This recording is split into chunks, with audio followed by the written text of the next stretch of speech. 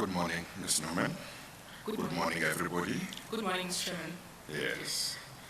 We are going to start with With the applications, Chair? applications for leave to cross-examine.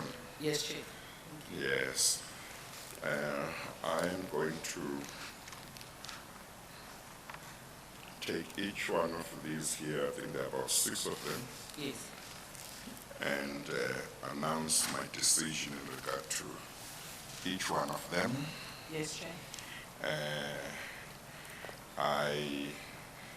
Do you know whether there are any lawyers representing They are any? for Mr. Mat. Oh, Mr. Agrees. let's get Yes. them. Or maybe what we'll do is, as I call the matter, if there are lawyers representing anyone, they will come forward, place themselves on record Yes. before I announce the decision. Yes, Chair. Yes. Okay. I'm going to start with the application of Mr. Mulelo Babalo Gingana, who seeks leave to cross-examine Mr. Richard Leroux. Yes. Okay. There is no There is no voting. representation here, but I can confirm that Mr. Gingana and everyone else who's involved in the matter, they were all notified. They were all notified. Yes, thank you. In fact, that applies to all the applications. Yes, okay, thank all you. right. In regard to this matter, Mr. Mbulelo Babalo Kinana is hereby granted leave to cross-examine Mr. Richard Leroux. That is 1. 2, the amount of time that will be allowed for the cross-examination of Mr. Richard Leroux by Mr. Kinana or his counsel will be determined at a later date. As Chair pleases. And the next one is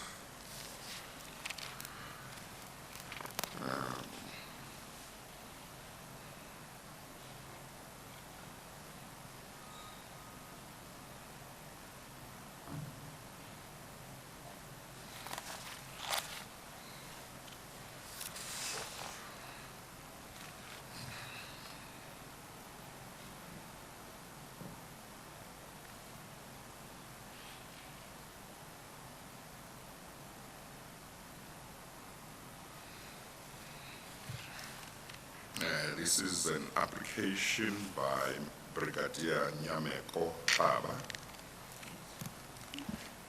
who has applied for leave to adduce evidence in response to the evidence of Mr. Innocent Kuba. He has not applied for leave to cross-examine Mr. Kuba. The decision is that Brigadier Nyameko Baba is hereby granted leave to give evidence. As Chair pleases.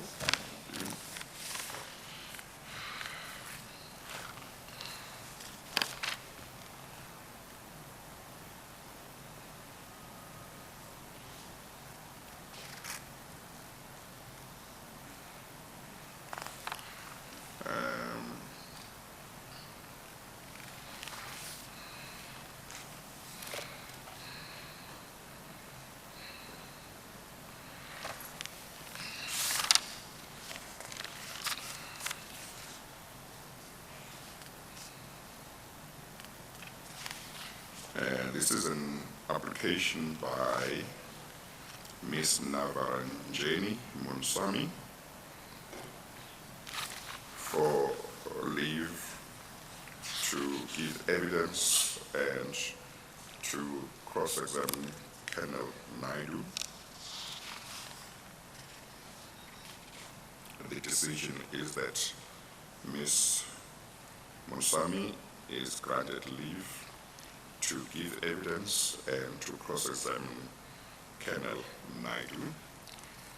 2, the time to be allowed for the cross-examination of Mr. Naidu will be determined at a later date. As Chair pleases.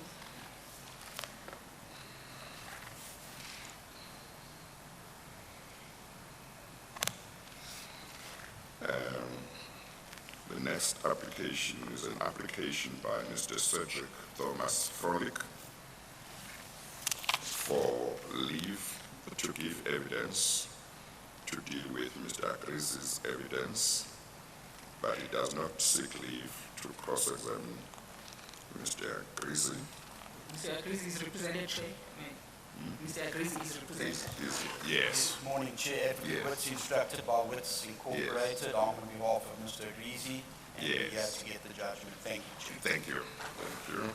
Thank you, Chair. Mr. Cedric Frolic is hereby granted leave to give evidence in reaction to Mr. Agrizi's evidence. As Chair pleases. As the Chair pleases. The next one is an application by Mr. Gwede Samson Mantashe for leave to give evidence, call witnesses, and to cross-examine Mr. Agrizi. The decision is that Mr. Gwede Samson Mantashe is hereby granted leave to give evidence, to call witnesses, and to cross-examine Mr. Agrizi. That is one. And two, the time to be allowed for the cross-examination of Mr. Agrizi will be determined at a later date. As Chair pleases. As the Chair pleases. Thank you. The next one is an application also by Mr. Gwede Samson Mantashe for leave to give evidence, to call witnesses, and to cross-examine Mr. Richard Leroux. The decision is that Mr. Gwede Samson Mantashe is hereby granted leave to give evidence, call witnesses, and to cross-examine Mr. Richard Leroux. As Chair As pleases. the Chair pleases, I confirm I will sit here on behalf of Mr. Leroux. Yes. He's an attorney, and I accept and we give note Thank of the you. judgment. Thank you, Chair. Thank you.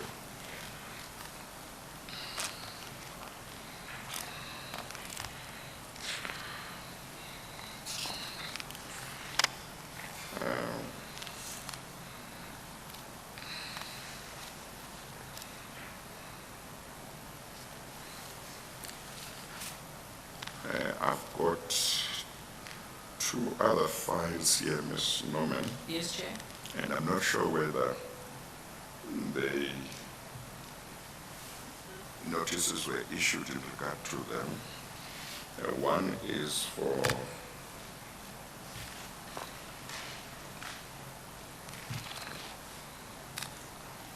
Brigadier Ramela. Ramel. Yes, Chair. I didn't deal with that one. You did not? I didn't deal with that one a few No, minutes ago. you have not. No, Chair. Yes, Please have that one. there's that one. Yes. Um, He is simply placing his version, Chair. He just wants to Yeah. place his He's version. not asking to He's read not- evidence. He's not Yes. asking to cross-examine. Yes, Yes, thank you, Chair. yes. In regard to Mr. or Brigadier Thabo Ramela, who applied for leaves to simply place his version before the commission, the order I make, the decision I make is that his affidavit is admitted, and should the chairperson or the commission's legal team consider it necessary to have him called to give evidence, he will be called. As Chair, please. Thank you. And then I have the application of Lieutenant General Yuri Samtakata, Yes, Chair. who seeks leave to give evidence, Yes, but not to cross-examine, that is at correct. least provisionally, it says. Yes. She wants to be given a chance to reconsider her election at a later stage. Yes. And she seeks to give evidence in regard to General Johan Boysen's evidence. And she also sought condonation share for the late filing of her affidavit. Yes.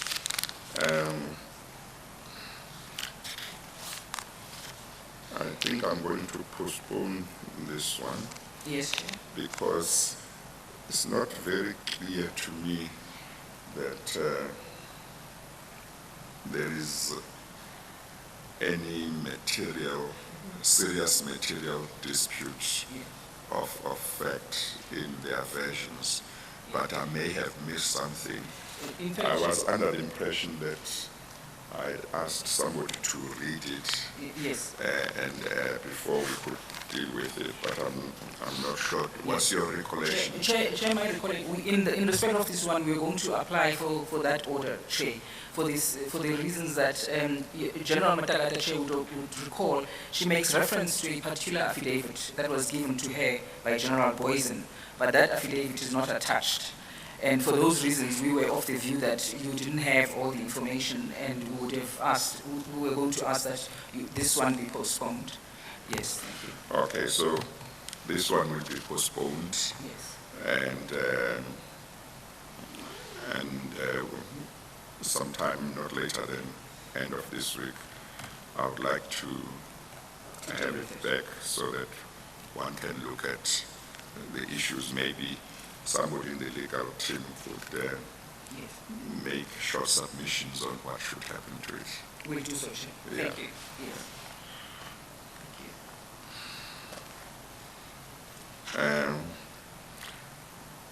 There is also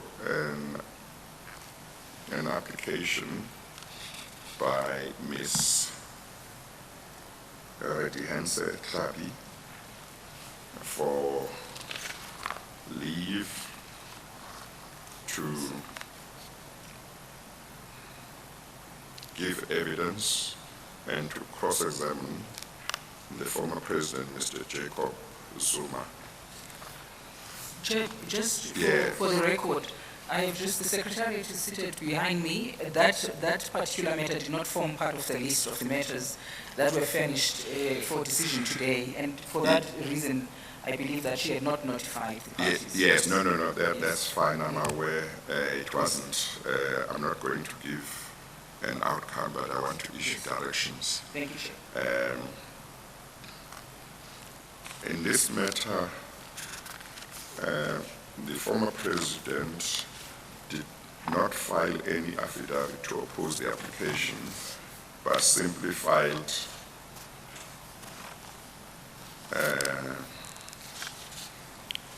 a notice to oppose. I don't see it here, but I think I have seen it.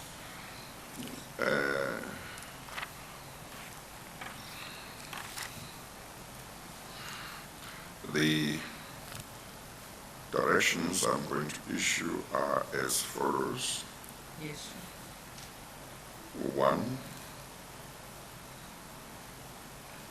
if the former president, Mr. Jacob Zuma, has anything to say in opposition to Ms. Retihense Klabi's application for leave to give evidence and to cross-examine him, he must deliver written submissions on or before Monday, the 9th of December,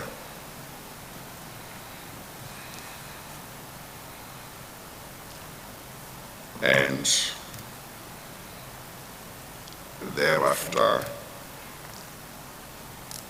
I will deal with the matter in a manner that I will decide after seeing whether he has filed written submissions, and depending on the contents of the submissions. So I think I'm going to rephrase the direction so that. Yes, it's clear. Okay. One, Yes, Chair. if the former president, Mr. Jacob Zuma, wishes to say anything in opposition to Mr. Retihense Tlabi's application for leave to give evidence and to cross-examine him, he must deliver written submissions to the Secretary on or before Monday, 9 December 2019. Two,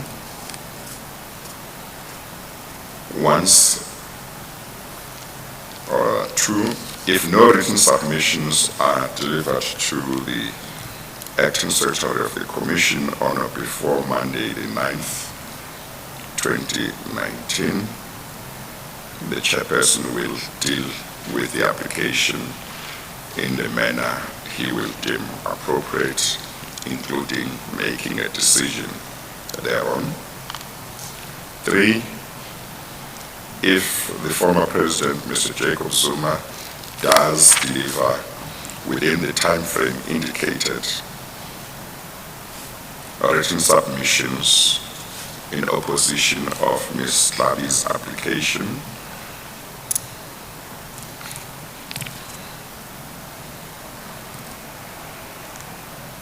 the chairperson will take account of the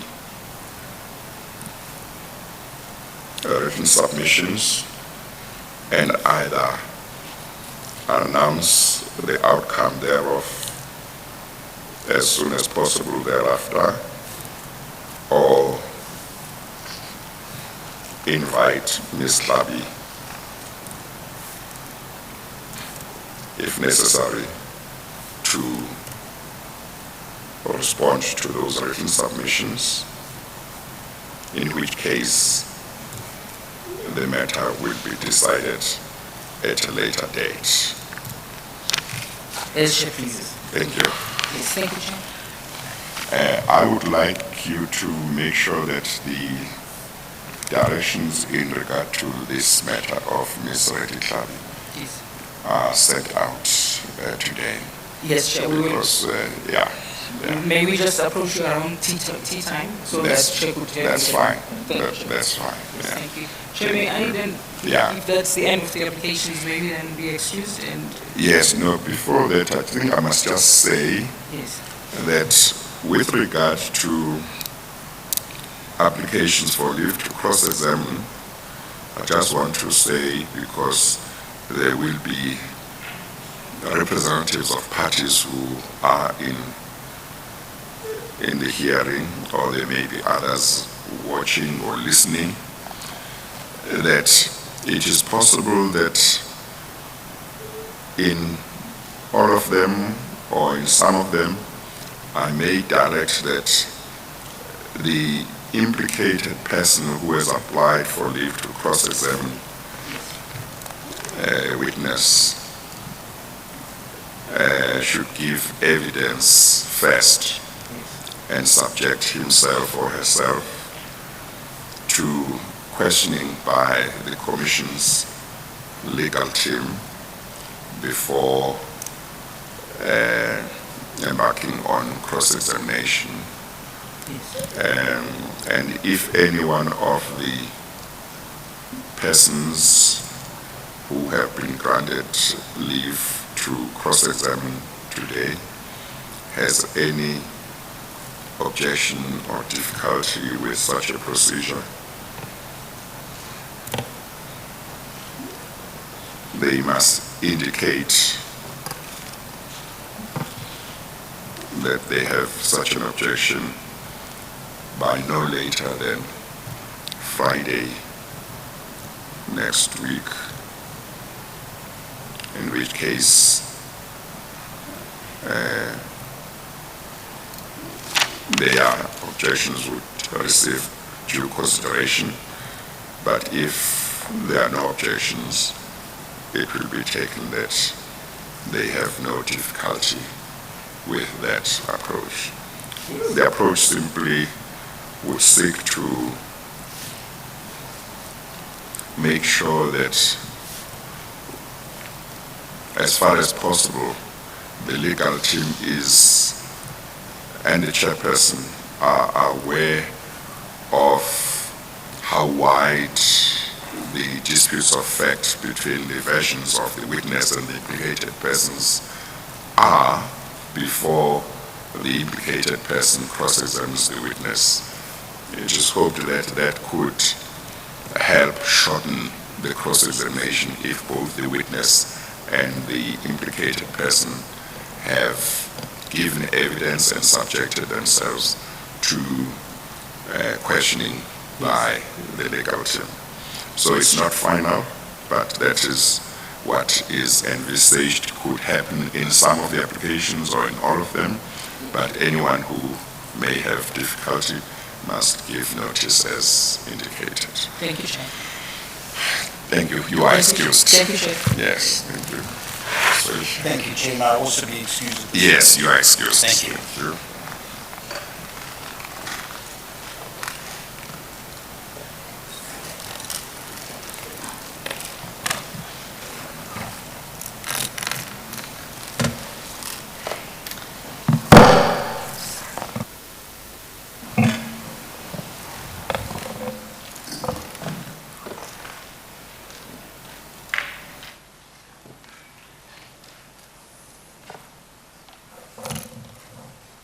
Will you manage without any adjournment? I think we will, Chair. Okay. We're Okay. pretty prepared. Ms. Oliphant is going to be our first witness today. Yes. She's just getting herself set up at the Yes. witness table. Okay. Thank Chair, you. if I may just in the interim deal with one or two procedural aspects.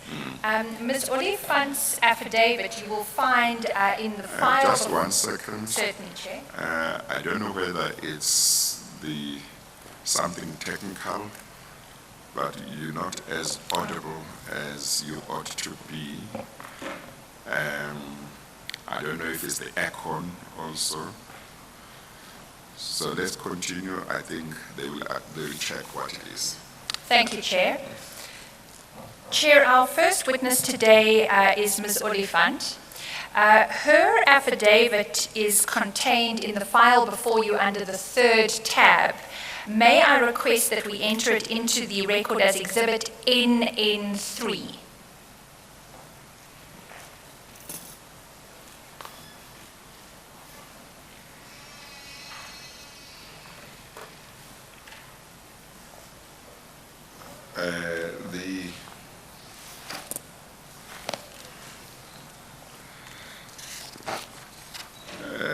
The affidavit of Ms. Nelly Siwe Mildred Oliphant will be admitted as N3 together with the annexures attached to it. Thank you, Chair. If I may then request that Ms. Oliphant be sworn in. Please administer the oath or affirmation.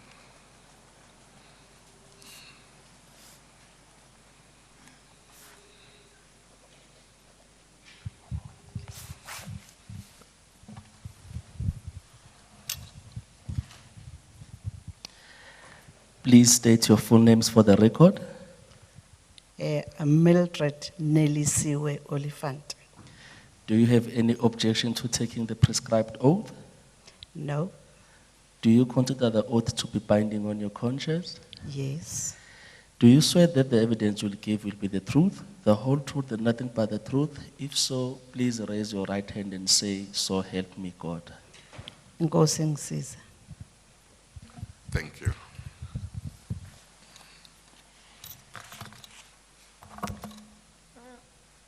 Ms. Oliphant, I heard that you said Inkosi Ngisiza. Are you going to give evidence in isiZulu or in English?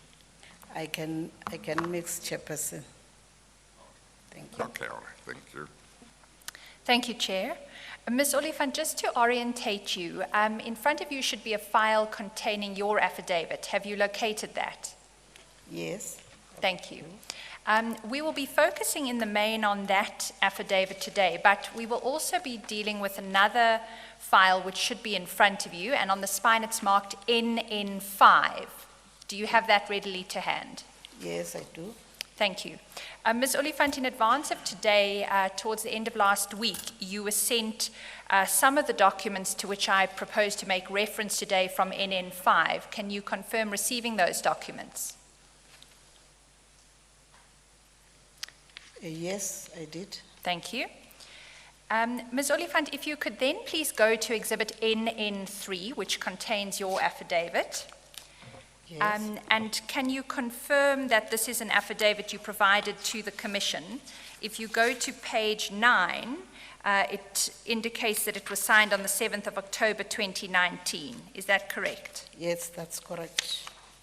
And why did you provide the affidavit to the Commission? It's because I received a letter from the chairperson saying I must come and give the evidence on the matter. Thank you. I'd like to pick it up at paragraph 3 on page 1 of Exhibit NN3, because there you start to give the background of your time in public service. Can you please tell the chair about that? Yes. I was elected as a member of the legislature in 1994 to 1999, and from 1999 I was elected as the member of the National Assembly up until 2004, and from 2004 to 2009 I was elected as a member in the National Council of Provinces, and from 2009 up until 2014, I was a member of the National Assembly. And while I was in the National Assembly, in 2009, I was elected I was appointed as the House Chair on International Relations up until the 1st of November 2010, when I was deployed as the Minister of Labour. And for how long did you hold the position of Minister of Labour? Since 2010 until 2019. Thank you. I think in paragraph 1 you say until May of 2019. Is that correct? Yes, May 2019. Thank you. I'd then like to move over the page to page 2 of Exhibit NN3, because at paragraph 4 there you start to recount your appointment as Minister of Labour. Yes. There's one point of clarification I just need to ask you. Your paragraph 4 there begins on Saturday, 29 October 2010. Do you see that? Yes. I've gone back and looked at a diary from 2010, and Saturday was actually the 30th of October. So can you just clarify for us, is what occurred at paragraph 4 something that occurred on the Saturday, in which case we would need to make a correction to the date to bear 30 October, or was it something that happened on the preceding Friday, which would have been the 29th of October?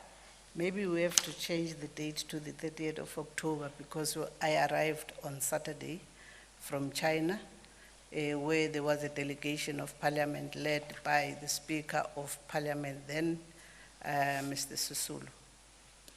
Thank you, Chair. If I may then make the suggestion that we simply change the date on paragraph 4 to be the 30th of October, and then Ms. Oliphant, there'd be a consequential change, it seems to me, also at paragraph 5, Yes. because at paragraph 5 you talk about Sunday, and we'd need to change that date to the 31st of Yes. October. Do you confirm that is correct? Yes. Okay, that's fine. Thank you, Of Chair. course, we're not changing it on the thing, but I'm just making a note. Indeed, So indeed. we can have a supplementary later. Certainly. We'll attend to that. Okay. But for the purposes of today's evidence, we can take it, Ms. Oliphant, that the story about your appointment as Minister of Labour starts on that Saturday, Yes. the 30th of October. Can you tell us what happened then and the following day? On Sunday, I was called by President Zuma to say, as the President of the African National Congress, saying the officials of the ANC have decided to deploy me as the Minister of Labor. And then he said, I must come on a Monday for swearing in. After that, I was phoned by Ms. Lakela Kaunda to make the arrangements to come to Presidential Guest House. That was known as Presidential Guest House then.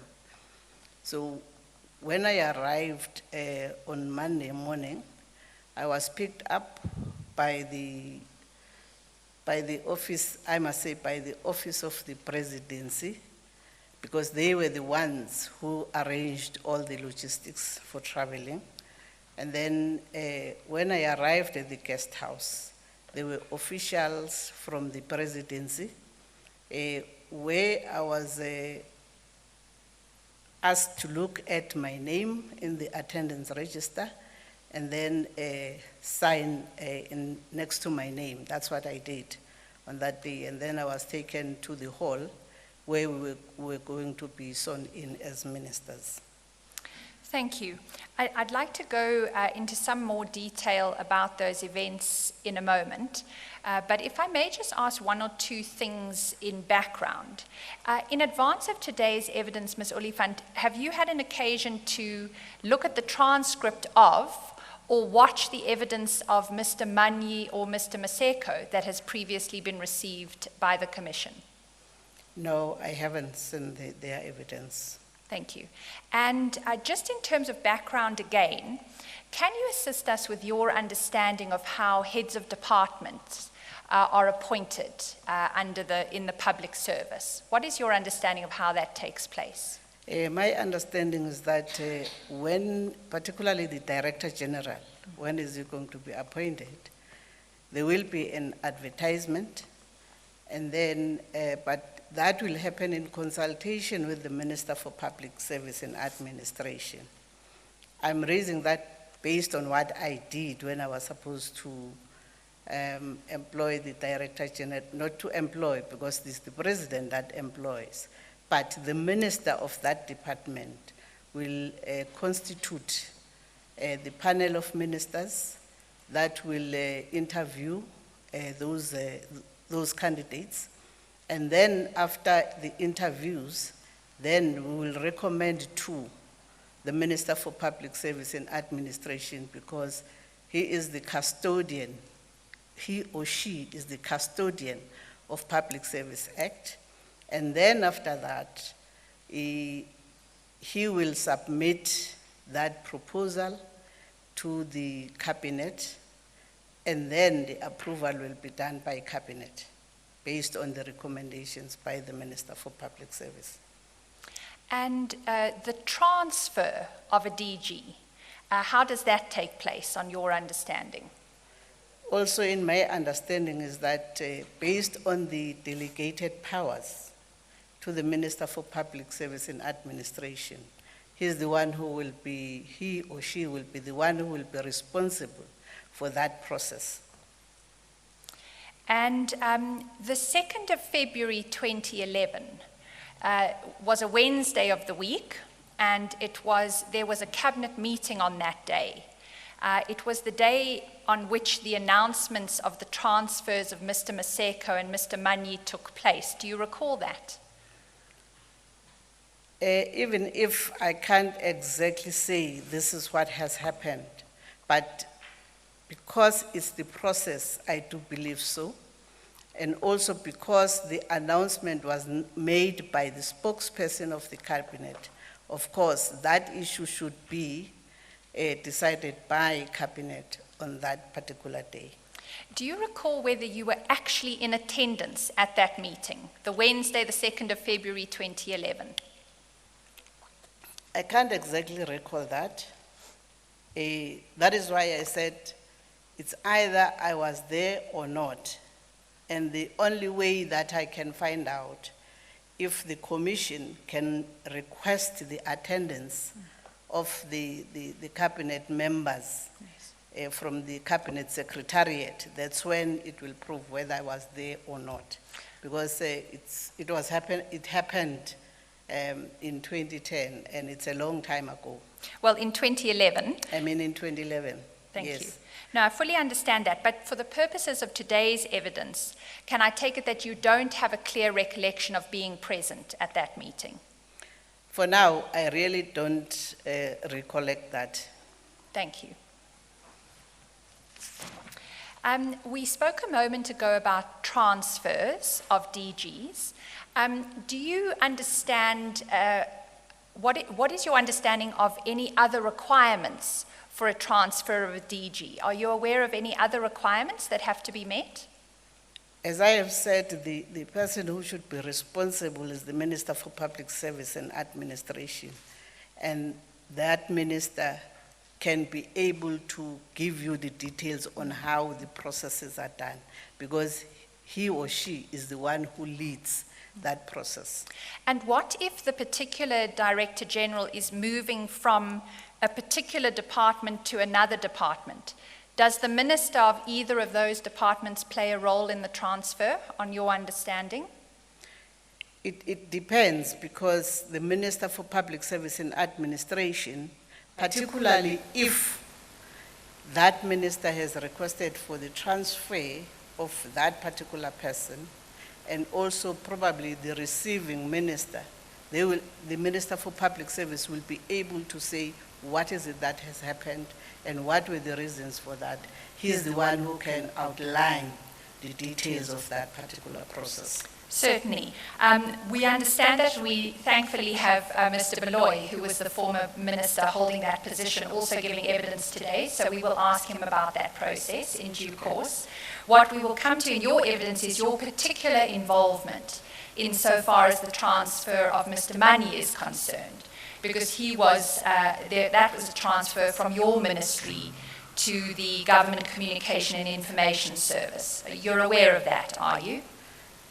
Yes, I was the minister then who was just appointed, but when I arrived in the department, Mr. Mani was not there. I found the acting Director General, which was Mr. Semorotoba, and then I was not even aware during the briefings by the department that the DG was dismissed. When I was when I was thinking of approaching the Director General in the cabinet, then I received a call from Mr. Jimmy Mani, because I just received a call from a number. So I asked, who is this? And he said, he is Jimmy Mani. And he said he is intending to appeal or taking the Department of Labor to court. And then I asked, what are the reasons for that? He said it's because he was dismissed unfairly. And then I said, well, unfortunately, I'm still new in the department. I'm still getting briefings by the senior officials. Can he wait up until I get the full briefing? Because in that particular time, Parliament was also dealing with the MTEP, I think R, is medium term budget review, estimate budget review. So I had to get that briefing because I was supposed at the later stage to respond to those issues in Parliament. And immediately after getting that call, I approached former Minister Baloyi to say, I have received this call and I'm new in the department, particularly when it comes to the minister. Can he assist me on the matter since he's the Minister for Public Service and Administration? And I did that informally because we just we're part of the meeting of the cabinet. So I informally asked him if he can look at the matter. And he said he was going to look at the matter.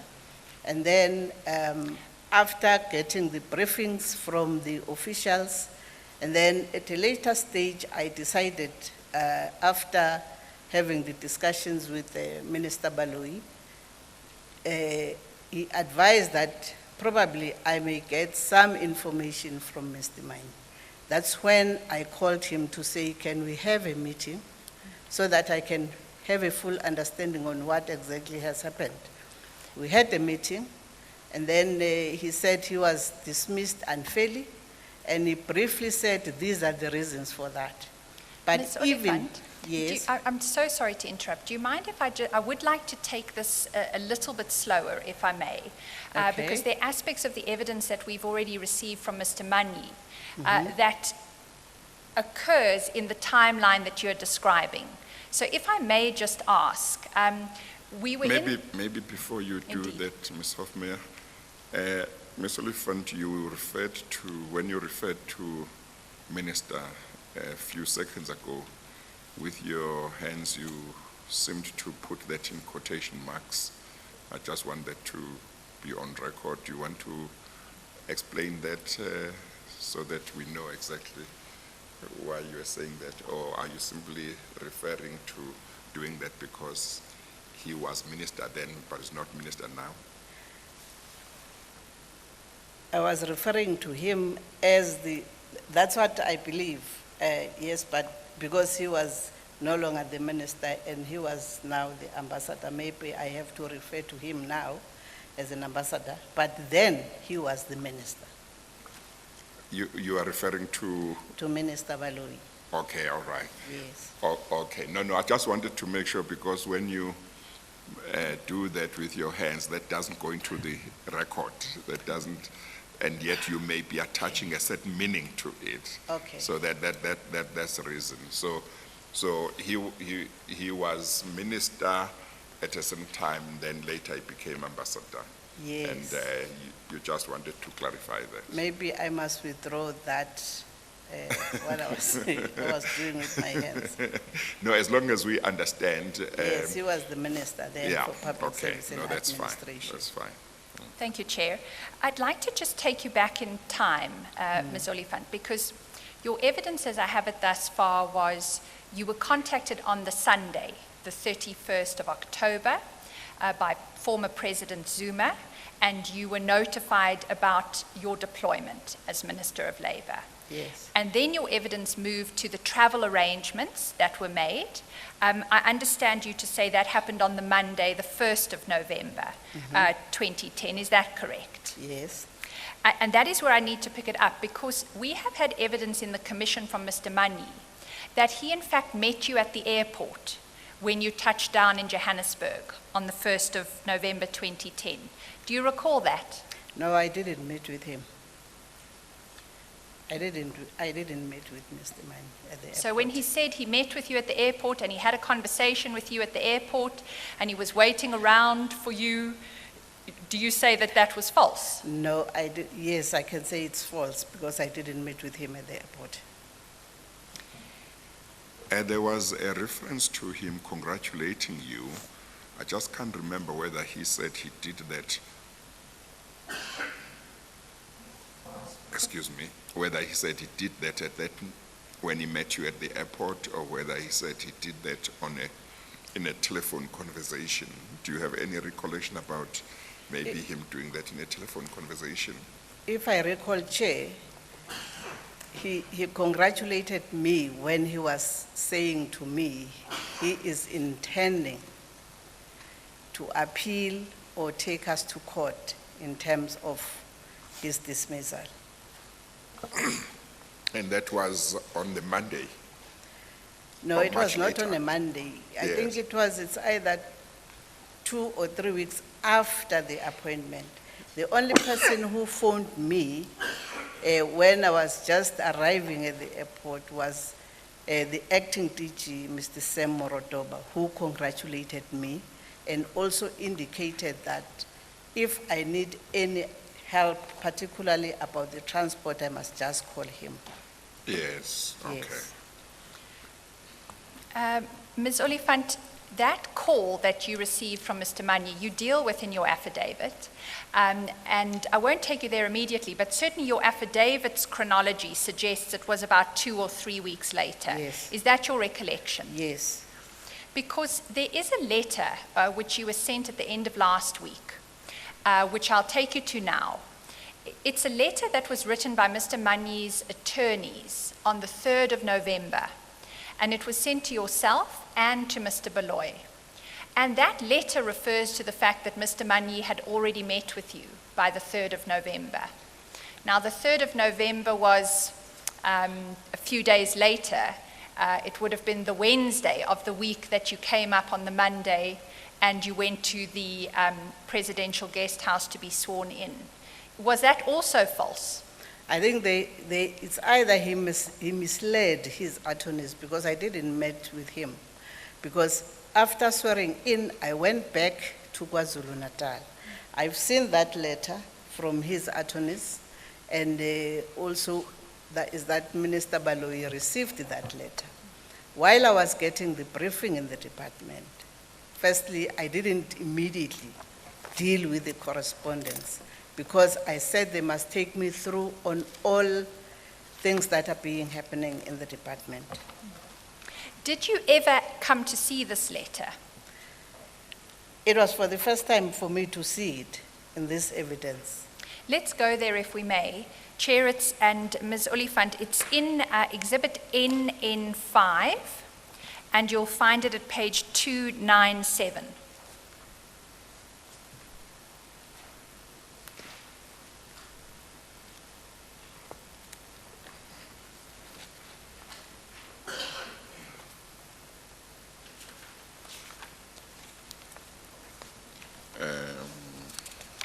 That's the letter dated the 3rd of November 2010 from Langa Attorneys, Indeed, Chair. addressed to the Honorable Ms. Mildred Oliphant, Minister of Labour, as well as Honorable Mr. Richard Baloyi, Minister of Public Service. That's the letter. Indeed, Chair. Yes, okay. Ms. Oliphant, is it your evidence that until you received this last week from the Commission, you have no recollection of receiving this letter? I received this copy yesterday. Yesterday. Yes. And you don't recall seeing it in 2010? No, I don't recall seeing it in 2010. If I can just direct you to where this point is made in the letter, you'll find it at page 301. It's the last page of the letter.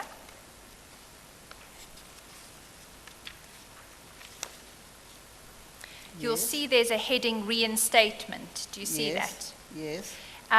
The lawyers for Mr. Manyi record there, Mr. Manyi has advised us that he met with the new Minister of Labour and they had a cordial interaction, and Mr. Manyi is excited at the prospect of working under the guidance and instruction of Minister Oliphant. As I've said, it's either Mr. Manyi misled his attorneys. You because had I no interaction? I didn't meet Mr. Manyi on the 3rd. Or prior to the 3rd, because Or his prior to evidence the was 3rd. on the Monday when you flew up to OR Tambo, he met you at the airport. You say that is false? No, I didn't. Well, it's a long time ago. Just make sure your recollection is fine. My recollection is that I met Mr. Manyi after having discussions with Minister Baloyi, and we met at Sheraton where I was booked for the accommodation. Yes. Yes. But is your recollection so clear that you are certain it didn't happen, or is there room that it might have happened? I'm just wondering whether he might have, this letter was written, it would appear on the 3rd of November. He would have met you, would it have been the previous day if that had happened on Sunday? You arrived on Sunday, or? I arrived on Monday morning at the airport. Was the 3rd Monday? No, the was on the first. flight up was the I think it 1st, was on Monday, the 1st. Yes. the 1st of November. Yes. That yes. is when Mr. Manyi's evidence indicated he met with Ms. Oliphant Yes. at the airport. Yes, This yes. letter, dated 3 November, Yeah, 2 days later. is 2 days later, the Wednesday of that week. Yes. The reason why I'm just asking that you try and make sure you are certain whether you are saying no such encounter happened at all, or you say it may have occurred, is simply that maybe it might be difficult to think why he would make that story up that he met you at the airport. And two, the letter is written 2 days after, so maybe his memory would have been much fresher when he spoke to his attorneys. But I just want to make sure that you are able to say, look, maybe it did happen, I can't remember because it's been a long time, or you say, no, I know it did not happen, if that is the position. Thank you, Chair. Chair, I don't really remember meeting him on that day because when I arrived, we find people with the boards with our names and we just whisked to the cars. So I don't know when I can meet Mr. Manyi at that particular period. If I recall very well, I didn't meet with him. But He might not be talking about a formal meeting. He might be talking about seeing you coming through and then going to you, greeting you, shaking hands and walking with you and talking a bit while you are on your way to your transport or whatever. I don't recollect that. Yes. I don't recall. You don't recall? No. Okay, thank you. Ms. Oliphant, is your evidence that the first time you spoke to Mr. Manyi after becoming Minister of Labour when he called you? Yes, that's what I recall because that's when he told me about intending to take us to court based on his dismissals. Was there any debate in your mind when you had that conversation with him that he understood that he'd been dismissed as the DG of Labour? That's what he said to me, and that's why he was intending to take us to court or make an appeal. And your evidence, as I understand it, is that that occurred about 2 to 3 weeks after Yes. you became minister. Is that correct? Yes, You became minister and replaced former Minister Mdladlana. Is that correct? yes. Do you? Just before you Yes. proceed, Ms. Hofmeyer, that discussion that you have given evidence about between yourself and Mr. Manyi about 2-3 weeks after your appointment, I think you said first it was in a telephone conversation he called you, and then later there was a meeting at the Sheraton Hotel. Is that correct? Yes, Chairperson. Now, you have said that he said he had been dismissed and he was going to take the department to court, or was there somewhere else also there which he talked about he was going to take it to court, or where? He said it's either he was going to make an appeal or take the department yes, to court. yes. Yes.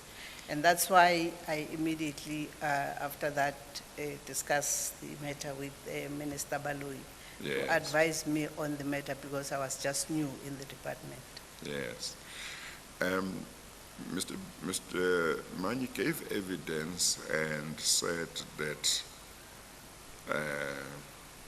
he didn't know that he had been dismissed, I think, until he got correspondence from the commission. Correct. So in other words, until this year. Are you certain that that's what he said to you, that he had been dismissed unfairly? I think that's what you said earlier on, that he said he had been dismissed unfairly and that he was going to take the department either to court or he was going to appeal. Are you certain that that's what he said? Yes, Chairperson, that's what he said. Yes. And then also after that, I asked the acting DG to tell me what exactly has happened. And he said the best people to brief me was the legal services team from the department. And he said he was going to arrange a meeting for me with the legal services team. And I met with the legal services team 2 or 3 days after meeting with the acting DG then. And the legal services team was led by Advocate Pasha, who was the head of the legal services. But there was also I think it was also Advocate Dakoto, who was part of, he was a legal counsel. And then they briefed me on what has happened, but also they didn't give me the full briefing. That's why I had to go back to Minister Baloyi as well. I think Mr. Dakota was senior counsel already, so Indeed. Yes. it's unlikely that Mr. Pasha led the legal team. Mr. Pasha was leading that, Yeah, but- the legal team based on Yes. the legal services No, of the department. that's fine. I know you are not a lawyer, so I'm just mentioning. Okay. Yes. Thank you. Yeah, at least that was your understanding of the situation. Yes. Yeah, you may proceed. Ms. Thank you, Moyane. Chair. If I can just go backwards a bit to Minister Mdladlana and your replacement of him. Were you given any explanation for why he was removed as Minister of Labour and you were to replace him? No, it was not my call, because my understanding is that it's the ANC that deploys and redeploy. So I was under that principle in terms of understanding. Indeed. Just to be clear, though, did anyone ever give you a reason why he might have been removed as Minister No. of Labour? No, Ms. Oliphant, I understand your evidence to be that letter dated the 3rd of November 2010 did not come to you at the time, and you saw it for the first time when you were given it by the Commission. Is that yes, correct? Yes, it's correct. There is another recordal in that letter about Mr. Manyi's understanding of why Minister Mdladlana was removed. You will find that at page 299 in Exhibit Did you say NN5. why Minister Mdladlana was removed? Yes, and replaced by Minister Oh. Oliphant. Okay, no, I thought it was a mistake. I Oh, thought a you were reference looking to- at dismissal of Mr. Manyi. No. Okay. We are all right. now at, what I would like What to page understand. did you say? 299, Chair. Okay. It's the same letter we were looking at previously. And Ms. Oliphant, just to be clear, I'm probing now what, if anything, you knew about the reasons for Mr. Mdladlana being removed as Minister of Labour. And I understand your evidence to be you were not given a reason at the time. No, I didn't know anything about that. There's a recordal here that I would just like your comment on then as to whether you have any knowledge about it at all. You'll see in paragraph 5.1 on page 299 what the lawyers for Mr. Manyi there record is that, and let me read it for the record, Honourable Ministers, on 28 October 2010, being the date of the hearing, Ms. Oliphant, that's a reference to the disciplinary hearing that Mr. Manyi was involved in at the time, just for context. The letter goes on and reads, the former minister instructed the department's lawyers and the state attorney to withdraw and abandon the charges against the DG as he had decided to terminate Mr. Manyi's employment with the department with effect from the 30 November 2010. And then it goes on, and this is the relevant sentence. Simply put, the former minister should have known that he was going to be axed, as there was no other plausible reason to find in his favour for uncharacteristically withdrawing and abandoning charges against the DG, only to accelerate his premature determination of the probation period, which was only due for review 44 days later. Do you see that? Yes. Did Mr. Manyi ever discuss with you that he thought Minister Mdladlana had been axed because of his conduct in firing Mr. Manyi? No, we didn't discuss that. Would it be unusual to you to learn that a minister would be removed because he had taken a decision to remove a DG? No, I don't know that. But your understanding I have from your evidence previously is that the ANC, as an organization, makes decisions about deployments of ministers. Is that correct? Yes. Have you known the ANC ever to take a decision to remove a minister and replace him because of the decision the former minister took to fire a DG? That is the responsibility of the president Thank to you. discuss that matter with the ANC officials, because he's also the ANC official. Thank you. Ms. Oliphant, let's then move to the place that you were when the chair was asking you questions, because that was when you started finding out what had happened with Mr. Manyi when he was in the department. So can we just go back to get the chronology right? You first get a call from Mr. Manyi, is that correct? And that's 2 or 3 weeks after you've taken up the position of Minister of Labour. Yes. Until that point, who is occupying the position of Director General? It was the acting DG, Mr. Semorotova. And then please tell us what you did after you received that call from Mr. Manyi. I asked Mr. Semorotova to brief me on the letter as the acting DG, and he said the best people to give me the briefing is the legal service team from the department. Thank you. And then I understand we can pick it up in your affidavit at page 4, paragraph 11.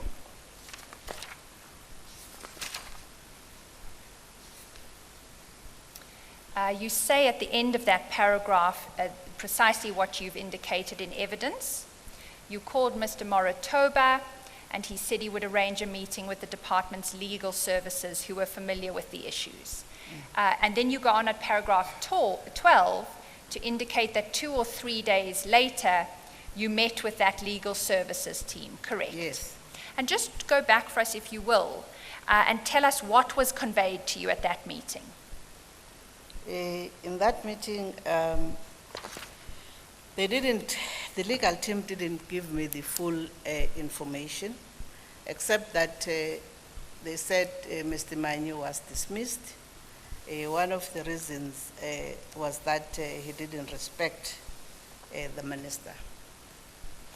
And at that point, did you ask to see any files relating to Mr. Manyi? Did you ask for a disciplinary file to be provided to you? Advocate Pasha said all the files are with the Department for Public Service and Administration. Did you have occasion to obtain those files at any point? No, I didn't, precisely because when he was saying he's intending to appeal or go to court, of course he was not going to appeal to the Minister of Labour then, because he was dismissed by the Minister of Labour. So he had to appeal. His appeal was supposed to go to the Public Service and Administration. How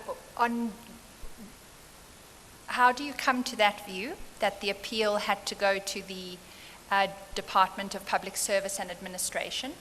It's because you can't appeal to the very same department that has dismissed you.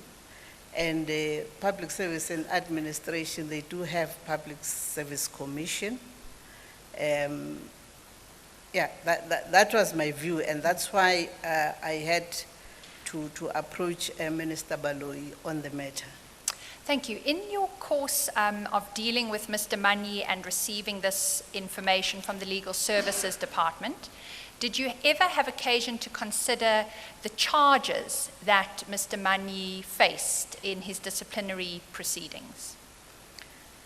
No, I didn't, because when we met with Mr. Manyi at Sheraton, he brought 3 big files, and I said no.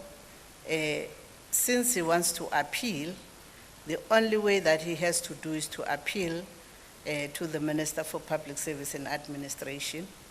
And because I had the information on how the processes are done, then I further requested Minister Baloyi to say, can he looked at the procedures, whether they were done properly or not, because he's the custodian of Public Service Act.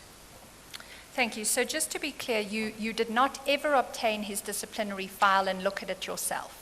No, You did not ever obtain information about the charges that he faced, correct? yes, And you didn't obtain information about his responses to those charges, correct? no, No, you didn't obtain information of his responses. yes, because when I met with him, he indicated that there are issues that he's concerned with, particularly because one, in terms of any decision that he was supposed to take, the approval was done through submissions, and then that's why he was saying he was going to take us to court or appeal the decision because everybody was involved in that. And I said, therefore, if he appeals, then they have to deal with all those issues through the Minister for Public Service and Administration. And when he brought the 3 files to your meeting, you didn't take them from him, No, correct? I didn't take any file from him. Thank you. I'd then like to move a little bit further on in the chronology, because there was a letter that Mr. Baloyi wrote to you at the end of November 2010.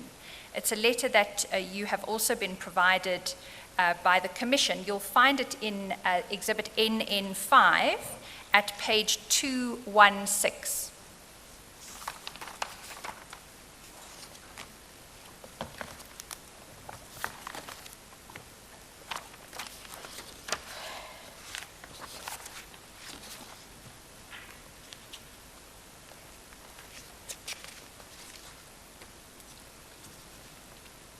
Yes, I see the letter.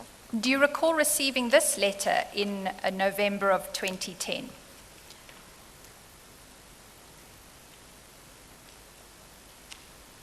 Even if I can't recall, but what I can recall is that I discussed the matter informally as well. I think we're in the National Assembly with Minister Baloyi before the letter came, because he told me that he has written a letter, but I said there's no letter that I have received. And then he briefed me that, well, based on what I briefed him about, and also to look at whether the procedures were followed properly, then he has decided, and also he wants to advise me that I must write a letter for withdrawal and then put him on a special leave. And that's what I did. But I did that after also further discussing those issues with the legal team of the department. Right, so let's just go to this letter itself, if we may. You say you're not certain that you received this letter, is that correct? Probably I may receive it, but I think I received it, it's either at a later stage, not before we further discussed the matter, because Minister Baloyi told me in the National Assembly before it rises that one, he has written a letter, of which I said I have not yet received the letter, but he briefed me on what is it that we have to do in terms of the procedures. Right. So that's why at a later stage I wrote that letter that was withdrawing the dismissal, and then I said I'm putting Mr. Manyi on a special leave until further notice. Well, let's look at what is contained as Mr. Baloyi's advice in this letter. You'll find that in the concluding, well, the penultimate paragraph on page 217. Mhm. And in page 217 in paragraph 3, he says, in light of my observations in paragraph 2 above, you are advised to, and then there are 4 things set out there. Ms. Oliphant, did you have occasion to read this letter when you received it from the Commission? Yes, I did. What did you understand the advice to be that was reflected in the previous paragraphs of the letter? Firstly was to give enough time for Minister Baloyi to look whether the matter was done procedurally, and secondly, to give him enough time to deal and finalize the matter. So that's why as well, because if you look at C under paragraph 3, he said I must place him on 2 weeks special leave to allow us space to find a suitable solution to this matter. I decided not to give him only 2 weeks based on my experience as a shop steward, as a former shop steward, because when you deal with the cases, when it comes to disciplinary hearings in the workplace, it doesn't take 2 weeks. So I decided to say it's a special leave until further notice. Let's just go back a moment because my question might not have been entirely clear, and I apologize for that. What, in paragraph 2 of the letter, which starts on the previous page, Minister Baloyi sets out there certain observations that he makes, as I understand your evidence, because he's been looking into this for you. Is that correct? Yes. And what did you understand him to have determined in relation to the dismissal of Mr. Manyi? To me, it was saying, firstly, the proper procedures were not followed, precisely because if you recall, or if I recall, but I believe all of us, we can recall that, around 2000, there was a court case between the minister and the DG. I was still a member of parliament at that particular time, and everybody knew about it, where the court made a ruling to say the minister does not have powers, one, to discipline or to dismiss without the authority from the president. And everybody knew about that particular issue at that particular time. What time was that, Ms. Oliphant? I think it was around 2000, if I'm not mistaken. Is it not the decision involving the Director General of Home Affairs, Mr. Aplenny. Mr. Aplenny? No, it was the decision dealing with the issue of the Minister for, it was for intelligence then. Oh, the Mr. Masetla Mr. decision. Masetla, yes. Right. No, Yes. indeed. That's a particular provision governed by its own legislation, but is that the one of which you were aware? Yes. Thank you. So you understood his observations to be that proper process had not been followed, is that Yes. correct? Yes. And part of that related to the issue of who has the power to appoint or dismiss, is that correct? Yes. Do you accept that Mr. Masetla, as the head of the National Intelligence Agency, is not necessarily in the same position as a Director General in the Ministry of Labour, or was that not something you considered? The reason why I left it and also took the advice from Minister Baloyi is precisely because he understands very clearly the Public Service Management Act. Indeed. Chair, I see we are just at 11:15. It may be a Yes. convenient time to take the break. We'll take the tea adjournment and we'll resume at 11:30. We adjourn. All rise.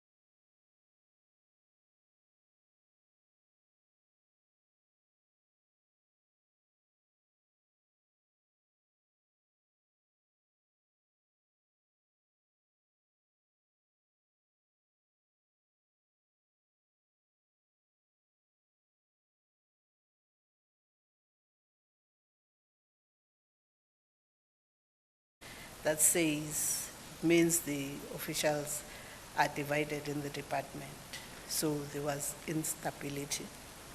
And also based on what Advocate Dokota said at that particular time. So I just requested that I will be very happy if he can be transferred to any other department wherever there are positions in any other department, so that I can create the stability in the department.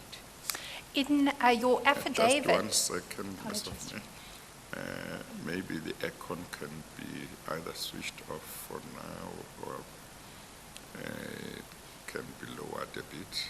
I think it may be interfering with me hearing what the witness is saying. But if it becomes hot, we'll put it on again. Yes, thank you. Thank you, Chair. Ms. Oliphant, in your affidavit, and you'll find that in Exhibit NN3 at page 6, paragraph 17, you deal there with your attitude to having Mr. Mani return to the Department of Labour. If you pick it up midway down that paragraph, you say, I then requested Mr. Baloyi to please transfer Mr. Mani to another department for the following 2 reasons. A, the fact that he was dismissed by the Department of Labour, and B, because I wanted to create stability within the department. I'd like to focus on A there. What do you mean when you say one of the reasons you wanted him transferred out of the Department of Labour was that he'd been dismissed by the Department of Labour?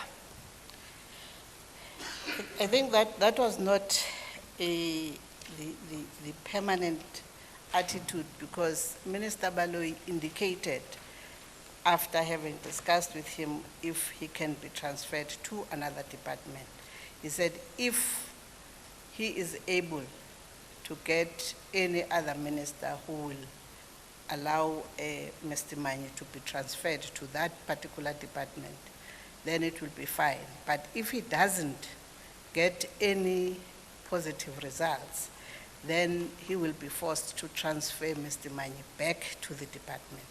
So I was not going to have any choice if that's what happened.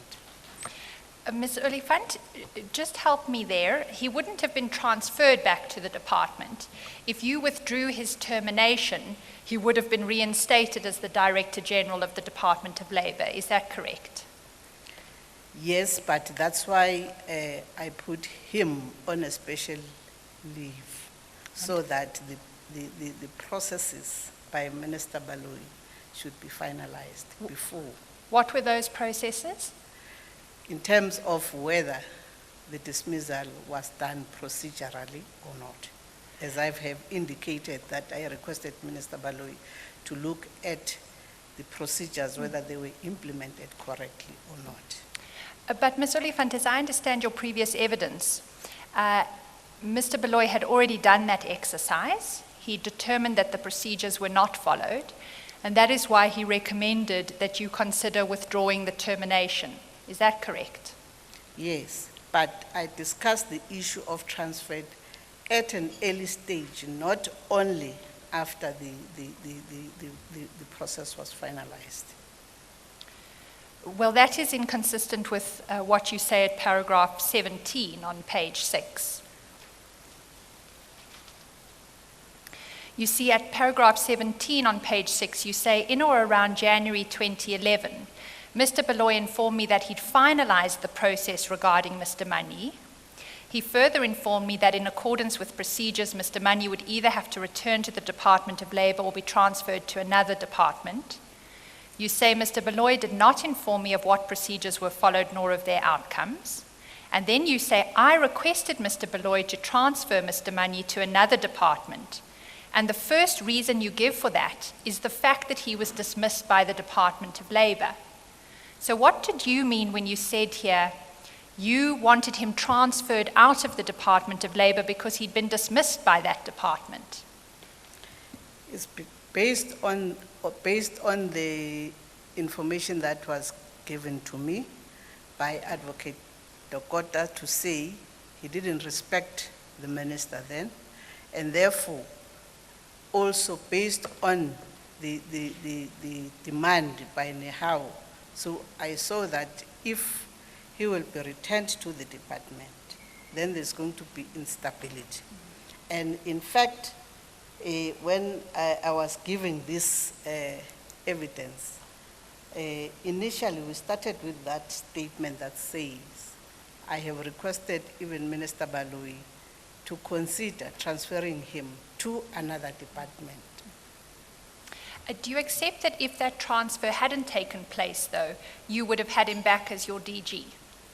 Of course, I was not going to have any choice.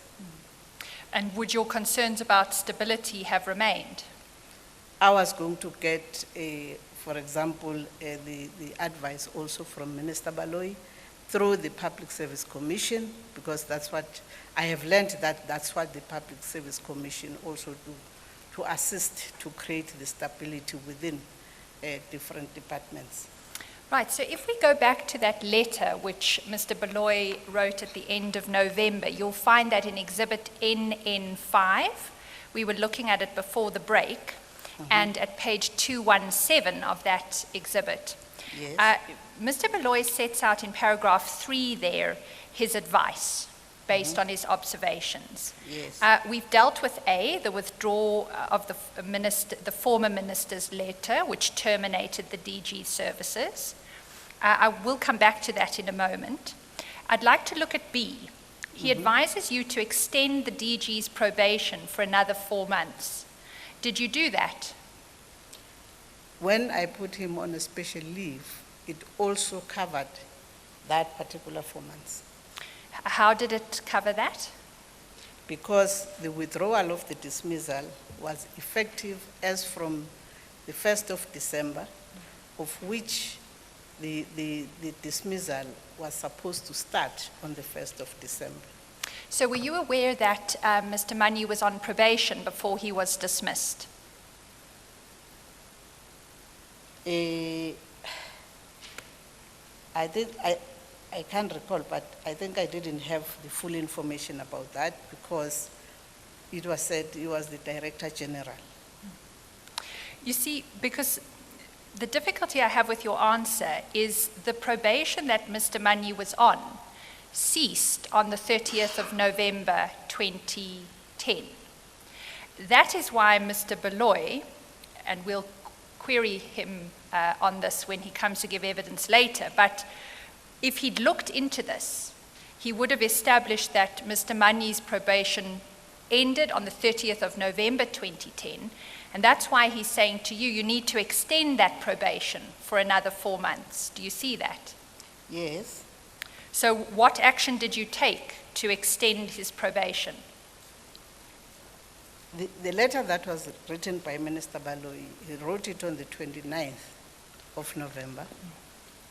And then, according to the dismissal, Mr. Manyi was supposed to leave the department as from the 1st of December.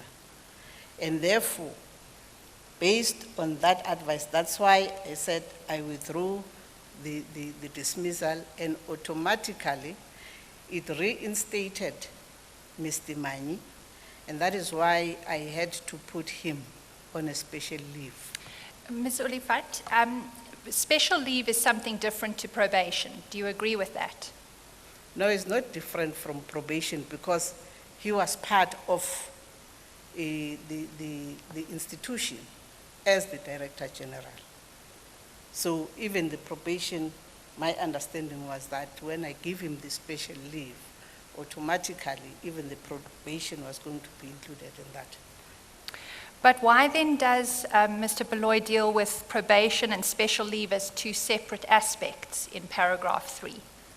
Unfortunately, I can't respond on behalf of Mr. Baloyi.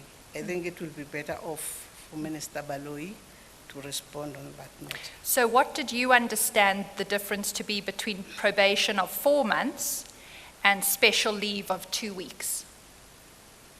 The reason I have indicated that the reason why I said I put him on the probation until, on the special leave until further notice. It was because I was of the view, and also after discussing the matter with the legal services in the department, that will give enough time for Minister Baloyi to deal with the procedural issues and then to have enough time to deal with those particular issues, rather than to say it's going to be just for 2 weeks. And in fact, I even indicated to him to say, if we give him 2 weeks, is it not going to be a shorter period of time? What is your understanding of the reason that DGs are put on probation? The reasons for DGs to be put on probation is in terms of the Public Service Management Act, because one, in that particular time, the DG must perform according to the government programs, and then while they are doing probation, if there are weaknesses, then the minister must also guide the Director General on how he or she has to perform in terms of the role of that particular department. So would it be fair to say that probation is there to enable the employer to test the performance of the DG? Yes, in terms of the Labor Relations Act, that's what happens even beyond the public service, even in the private sector. When you employ a person, you put that person in a probation period of time, and then while that person is on probation, it's the responsibility of, for example, when it comes to the DGs, of the executing authority to make sure that he or she performs according to the strategic plan or the role of the department, including the performance agreement that the Director General has signed. How can you test or monitor the performance of a DG who is on special leave? You can't test that, because if he has been put on a special leave, it's because there is something that is happening. For example, on this one, there was an investigation of whether the processes were done correctly or not. Ms. Oliphant, you see, my difficulty is, I understand your evidence to be you didn't put him on probation because you thought the special leave of an indefinite nature would take care of the need for probation. Is that your evidence? I can't say that per se, but I must say my understanding is that when I withdrew the dismissal, immediately whatever it was supposed to be happening, it was part of that. So even the issue of probation. So what was going to happen was that, one, when he comes back, because I was not there for a long time in the department, I was just new. So I was even going to request Minister Baloyi to further deal with that particular issue, particularly because that was, in fact, when it comes to the interviews, whether it's under the performance when it comes to monitoring, Public Service Commission assists the various departments. So even if I was going to have that, then we were going to have the interview of him assisted by this Public Service Commission. But you need to extend the probation in order for there still to be a need for Mr. Mani to pass his probation period, don't you? Then Minister Baloyi was going to advise me on the matter. Well, that's why I'm saying when I put him on a special leave, it was based on the advice and also based on the issues that were being investigated, whether his dismissal was done procedurally or not. Ms. Oliphant, this letter as we've read it summarizes, as I understand it, and you can tell me if your understanding is different, those investigations that Mr. Baloyi made and his determination that Mr. Mani had been unfairly dismissed. Is that your understanding of this letter? Well, I think Minister Baloyi can explain that because he didn't give me the full details on what exactly has happened, but accordingly, based on the advice, it was clear that the proper procedures were not followed. Yes. So I'm interested in your understanding. I'm not interested in what Mr. Baloyi thought when he was writing this, because I'm interested in the decisions that you took after Yeah. you got this letter. Yes, So the first thing he advises you to do is to withdraw the former minister's letter which terminated the DG services, correct?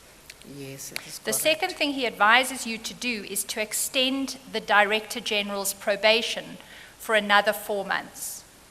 What was your response to that advice? During our discussions with Minister Baloyi, we talked, because as I've said, we discussed the matter informally before I received the letter. One was to withdraw the letter that terminated the DG, and also to put him on a special leave. And that's what was the main discussions with the two of us. And the letter probably came later after we have finalized everything. So did you never take a decision not to extend his probation? No, I didn't, because I was not going to do that precisely because I had not worked with him. Ms. Hofmeyer, you must remember that from my point of view, Ms. Oliphant's evidence in relation to actually any witness evidence with regard to Mr. Manyi is only important, as I see it, insofar as it may throw light on the reasons for the transfer of Mr. Maseko or the particular decision to replace him with Mr. Manyi. If there is something else that you have picked up, you can tell me. But whatever irregularities may have been there in how, whether it's Mr. Baloyi or Ms. Oliphant dealt with Mr. Manyi, if they don't throw light on those issues, there might be difficulty. But if you have in mind certain issues that might have escaped me, you can mention them. So I wouldn't like us to take too long with her unless it becomes clear that her evidence does throw light on why Mr. Maseko was transferred or why the replacement was Mr. Manyi. Yeah. Chair, if I may just take a moment in relation to that concern of yours. Yes. What I propose to pursue with Ms. Oliphant is not only the selection of Mr. Manyi as the replacement, but the terms on which he joined GCIS. Because, Chair, you'll recall, he was in a probation period when the dismissal decision was taken, which means that there had not yet been a determination as to whether he met the standards of performance. It is relevant as the facts developed. It is my submission that when he is moved on the 2nd of February to GCIS, he goes there without any probation period applicable. He goes there without any charges which have not previously been withdrawn but are extant.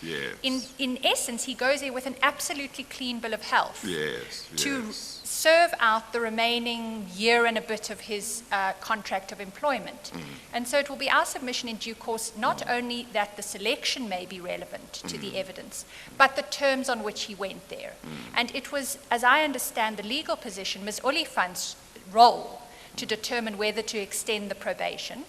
As I understand her evidence, she did not take a decision in that regard, which means as a consequence of these events, Mr. Manyi moves to GCIS on the 2nd of February with no probation in terms of which his performance will be assessed, and furthermore with no charges against him.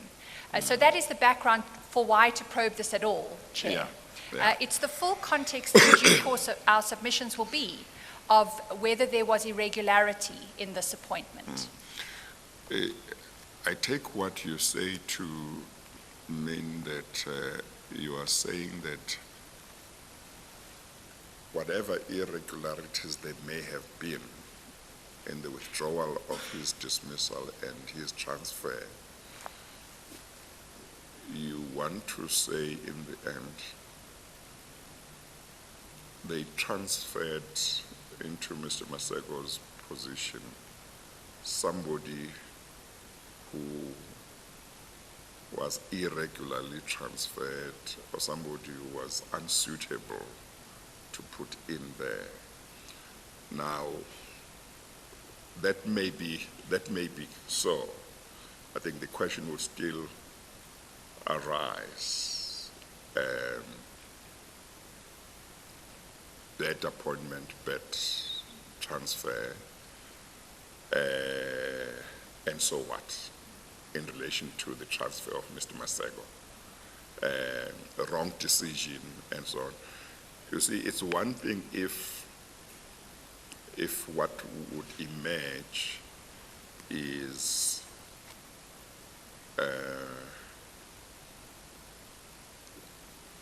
a concerted effort, maybe that's not the correct term, a concerted effort to put in to Mr. Masego or to GCIS a particular individual as opposed to just somebody who may be needing to be transferred to some other department and GCIS happens to be to have a vacancy. Of course, there might be a lot of things that you and other members of the legal team might have to say later on about that. I just want you to be alert that I'm trying to keep an eye that we remain focused on the important aspects. So I think you continue, but I would like us not to take too long before we finish, if possible. Indeed, Chair. To finish with her. Yeah. Indeed. It will, in due course, be our submission that there is conduct that needs to take place in order for state capture to occur within a society. And irregular removals and irregular appointments may be part of that project. Chair, we fully accept that may be so, yeah. that you would need, in addition, certain further facts. But those are the facts that we're seeking to probe. Yes. And okay. we addressed with Mr. Mani precisely the role that he played in relation to spend with TNA after he joined GCIS. Yes. But Chair, Yes. mindful of that concern, Ms. Oliphant, if I may then go to 3D on page 217. Because you've dealt with C, which was the special leave, and you've explained why you placed him on indefinite special leave and not 2 weeks. But D says during that 2 weeks that he's on special leave, you should decide whether or not to pursue misconduct charges against Mr. Mani. What decision did you take in that regard? Well, I'm sorry, Ms. Hofmeyer. I may have missed this. But you did deal earlier on with the question of probation. Did you know or appreciate at the time of deciding to withdraw Mr. Mani's dismissal that when he was dismissed, he was still on probation? I must say, Chairperson, I think I did not look at the issue of Mr. Mani being on probation on that particular time, because I was just relying on the advice of Minister Baloyi, precisely because he was dealing with the whole issues as I have requested him to do so. Well, you You said earlier on, in response to a question by Ms. Hofmeyer, that you didn't ask for Mr. Manye's disciplinary file, and you understood that either the file or certain files relating to Mr. Manye were in Mr. Baloyi's department. Is that right? Yes, that's what the legal services team chairperson told me. That Yes. already the files Yes. are with the Office Yes. of Minister Baloyi in the Public Yes. Service and Administration. Well, I must just say that I'm concerned by the fact that you come into a department, you are a new minister, you understand that the DG has been dismissed, but you don't seem to want to fully inform yourself of the reasons why he was dismissed, particularly when one, he has said to you, the same DG, he's going to take the department to court, is going to lodge an appeal, because that means it's somebody who still wants to come back to your department. And I would have thought that you would want to fully inform yourself so that you can take a view whether what to do with him, even if you are going to get advice from somebody else, because you are the minister of the department. He wants to be back in this department as DG. Thank you, Chair. Chair, as I indicated earlier, that I was just new in this deployment. I have not been appointed as the minister before, and that's the reason why I have requested Minister Baloyi to act on the matter so that he can be able to advise me on what has happened, whether everything was done procedurally. So if he was going to be redeployed to the department or reinstated to the department, of course, that's when I was going to take through the issues on why, firstly, he was dismissed, to have the full reasons. Now, as part of understanding that he has already launched the appeal, no, was going to take us to court, my understanding was that since the files were with the Public Service and Administration, so there was no need for me to get the full details. Probably that was my mistake. Yes, I think it was, because I think what is expected of a minister who comes into a department and he or she understands that the DG of the department has been dismissed, there's an acting DG, but that DG wants to come back. What is expected is that the minister would say, I want his file, I want to read the documentation, I want to find out exactly what did he do, because you might need to take a view. If he says he's going to take you to court, you might need to take a view to say, as the new Minister of Labor, I fully endorse the decision that was taken by my predecessor. It was correct, it was justified, so I will defend it. Or you might say, I've studied the file, I've looked at all the documentation, I know why he was dismissed, but I take a different view.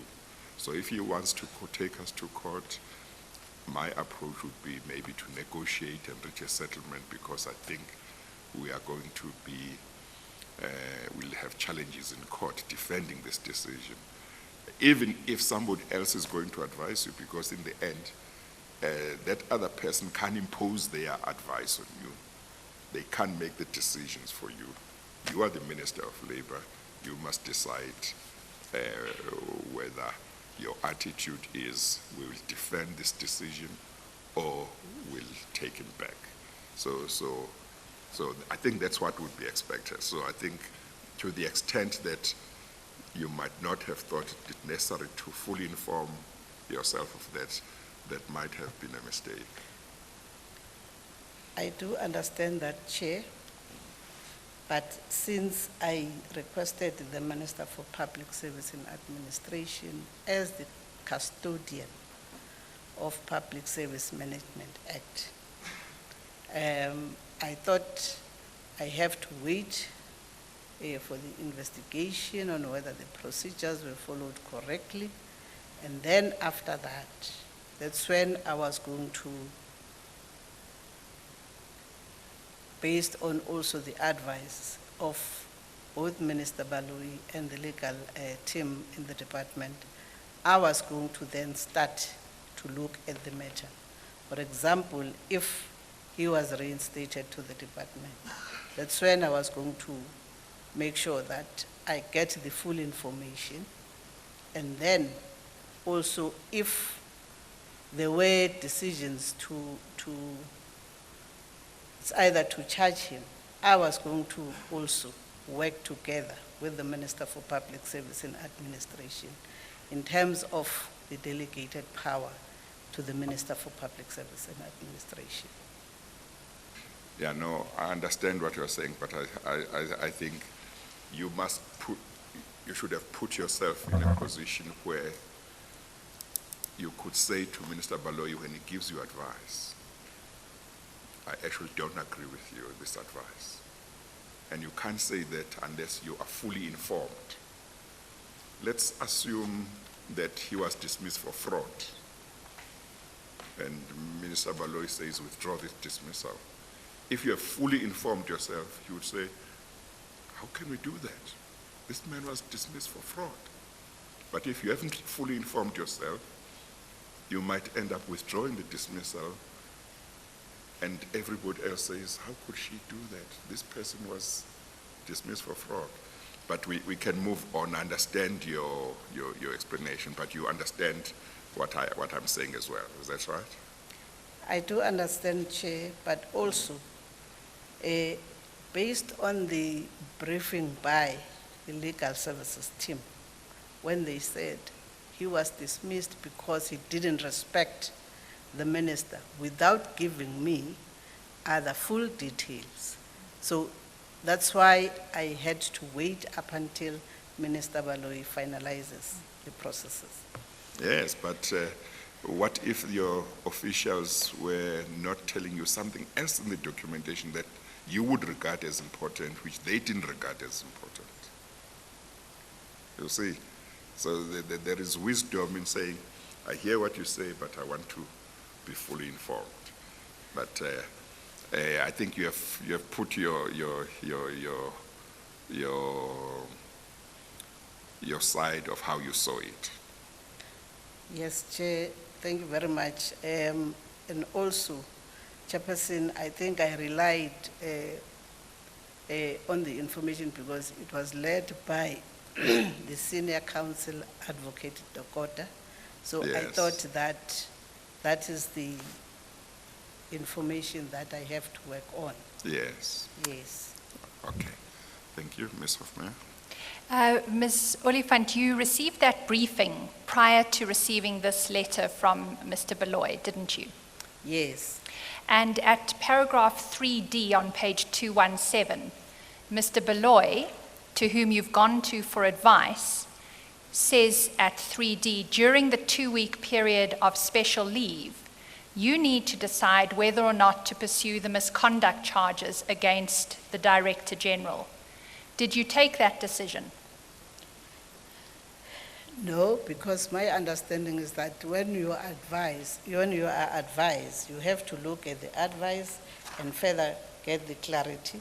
So since Minister Baloyi was dealing with those issues, I said he must finalize everything before I deal with the matters.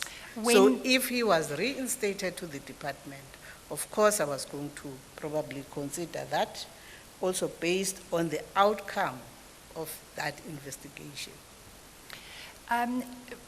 Ms. Oliphant, what is your understanding of a decision to withdraw the termination of a Director General?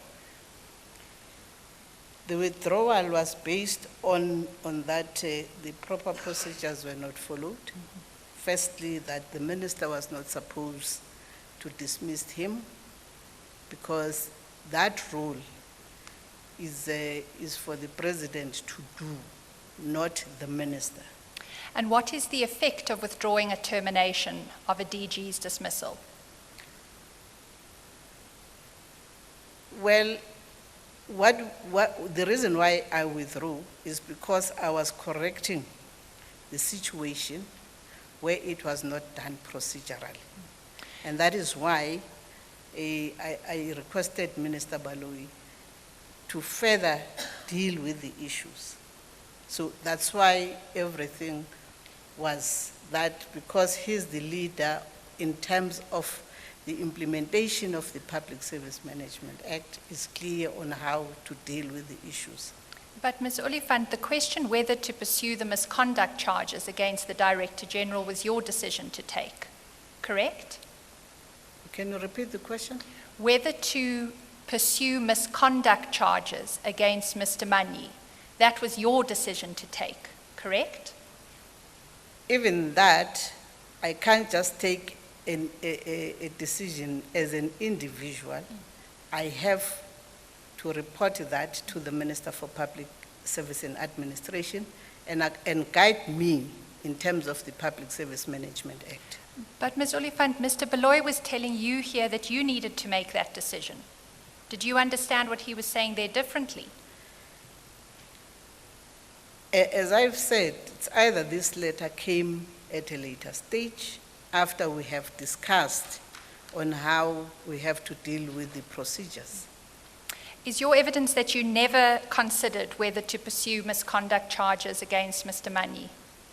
Because he was on special leave. If the whole process was finalized, probably that's when I was going to consider, depending on the outcome of that investigation. So between November of 2010 and February of 2011, did you at no stage in that period try to understand what charges were leveled at him and whether you should pursue those charges? No, I didn't take that because I was saying Minister Baloyi is still investigating the matters, whether everything was done procedurally. Ms. Oliphant, I don't want to belabor the point, but do you accept that when he wrote that letter, he had concluded those procedures and he had determined that he had not been fairly dismissed? What has happened, he signed the letter on the 29th of November, of which I'm not sure when it landed to my office, because as I've said, we discussed the issues informally in a session in Parliament. So the date of the letter doesn't mean that that letter immediately came to my office. No, I accept that, but you had that conversation before the rising of Parliament in December. So at worst for us, you got this information in December of 2010, did you not?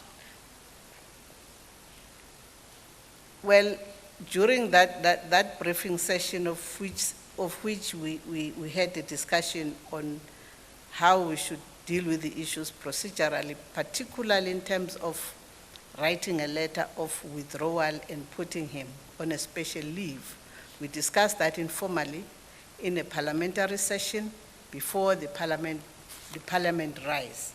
And immediately when the parliament rises, in most cases, even the cabinet doesn't take time, and we will all go to leave. That's what has happened, and I think that's why even the letter that I wrote for the withdrawal was around January, I think at the end of January. Do you remember having a meeting with Mr. Baloyi on the 11th of January 2011, at which these issues were discussed? I can't clearly recall that, I must say. I'll take you to that in a moment. Let's go to back to your affidavit NN3 at page 7.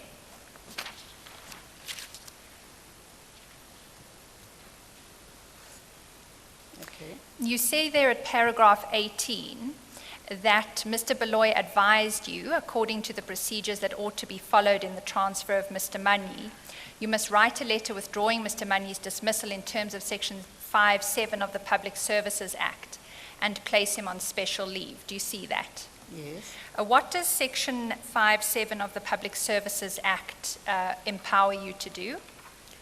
It empowers the minister to correct the situation where there is something that was done wrongfully, and that is why I had to consider that, based on also the advice by Minister Baloyi that certain procedures were not followed properly. Did you look at the section in the Act before you took the decision? We discussed with the legal services team in the department. So did they? Yes, but the question is whether you looked at the session yourself. I think yes. Let's go to it then. It's in a file also available to you called the NN6 legislation bundle. And if you open it up at page 35,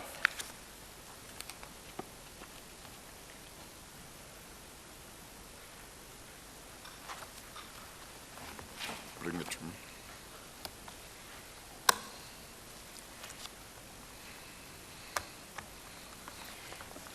at page 35, Yes. you will find section 5(7). It reads there, "A functionary shall correct any action or omission purportedly made in terms of this act by that functionary if the act or omission was based on an error of fact or law or fraud, and it is in the public interest to correct the action or omission." Do you recall looking at this section at the time?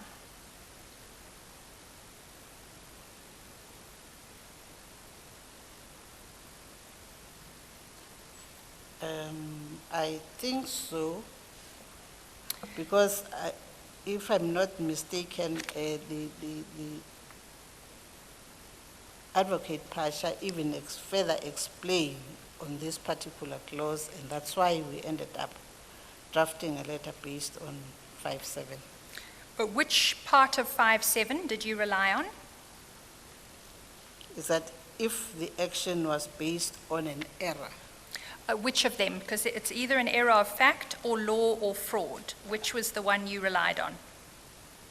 is an error of fact, because as I've said previously, the minister does not have powers to dismiss the Director General. And what determination did you make about the public interest?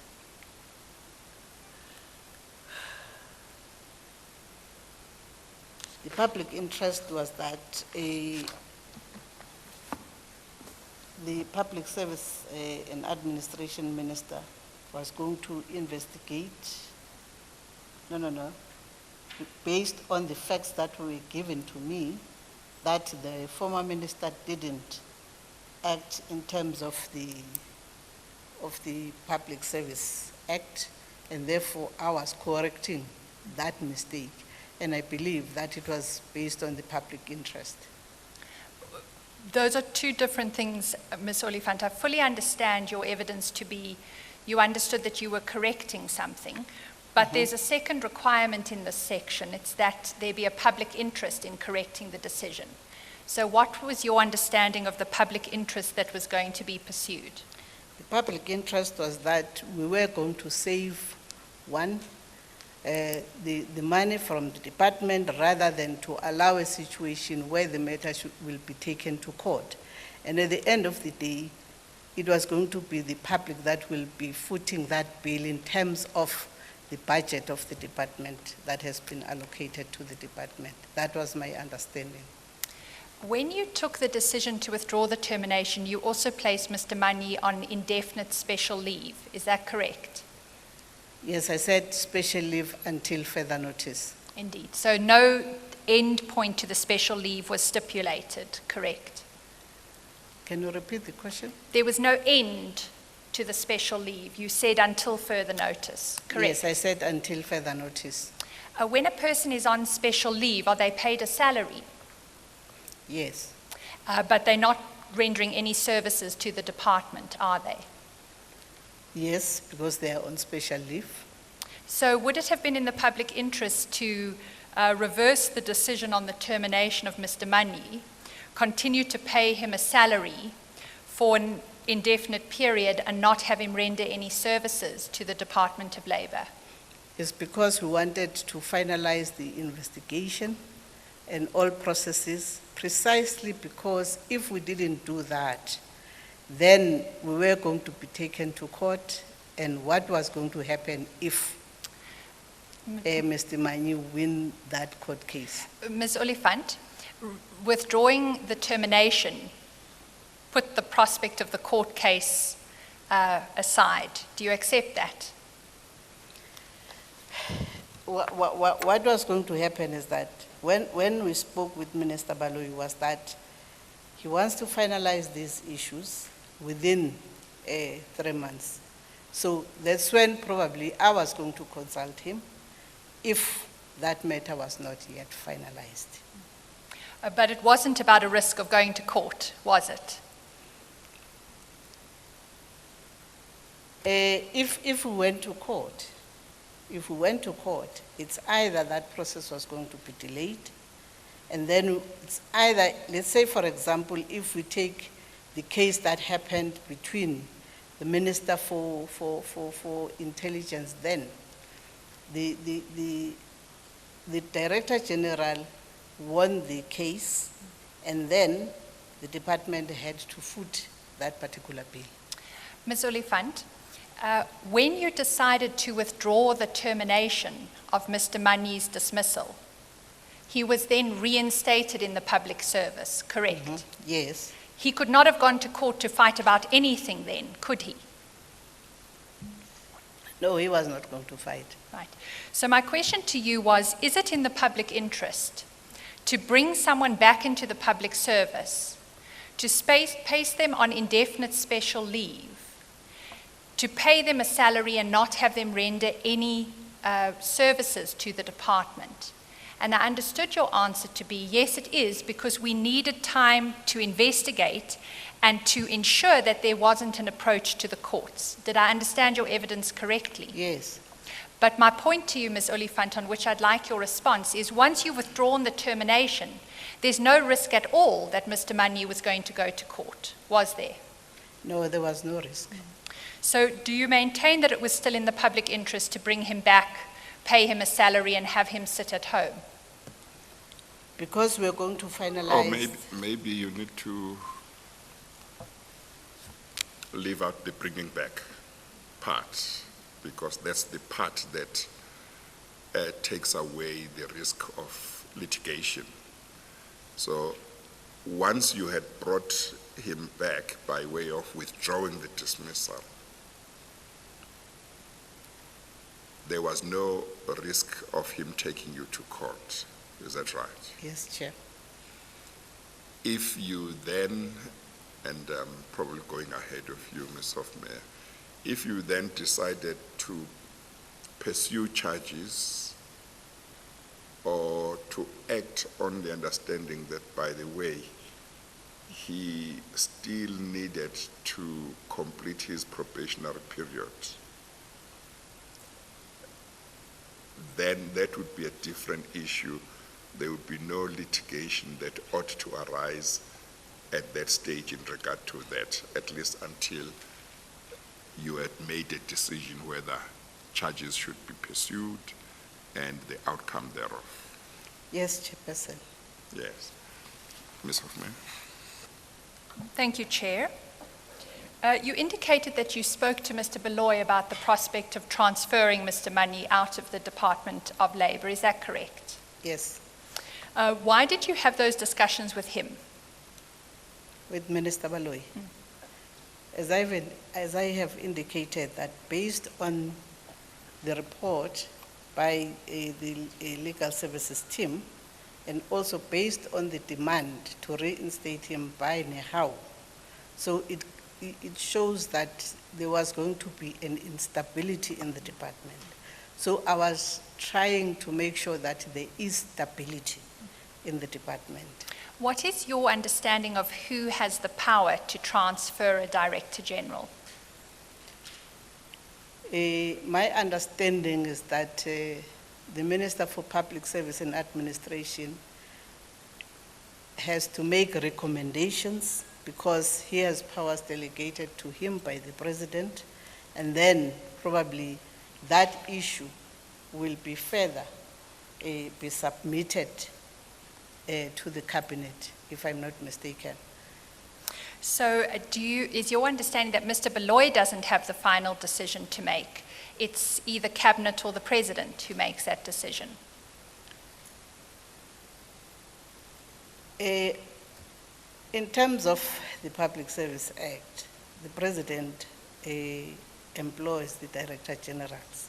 So since there is that delegated power to the Minister for Public Service and Administration, and Minister Baloyi knew how to deal with those issues, but he can't take a decision as an individual.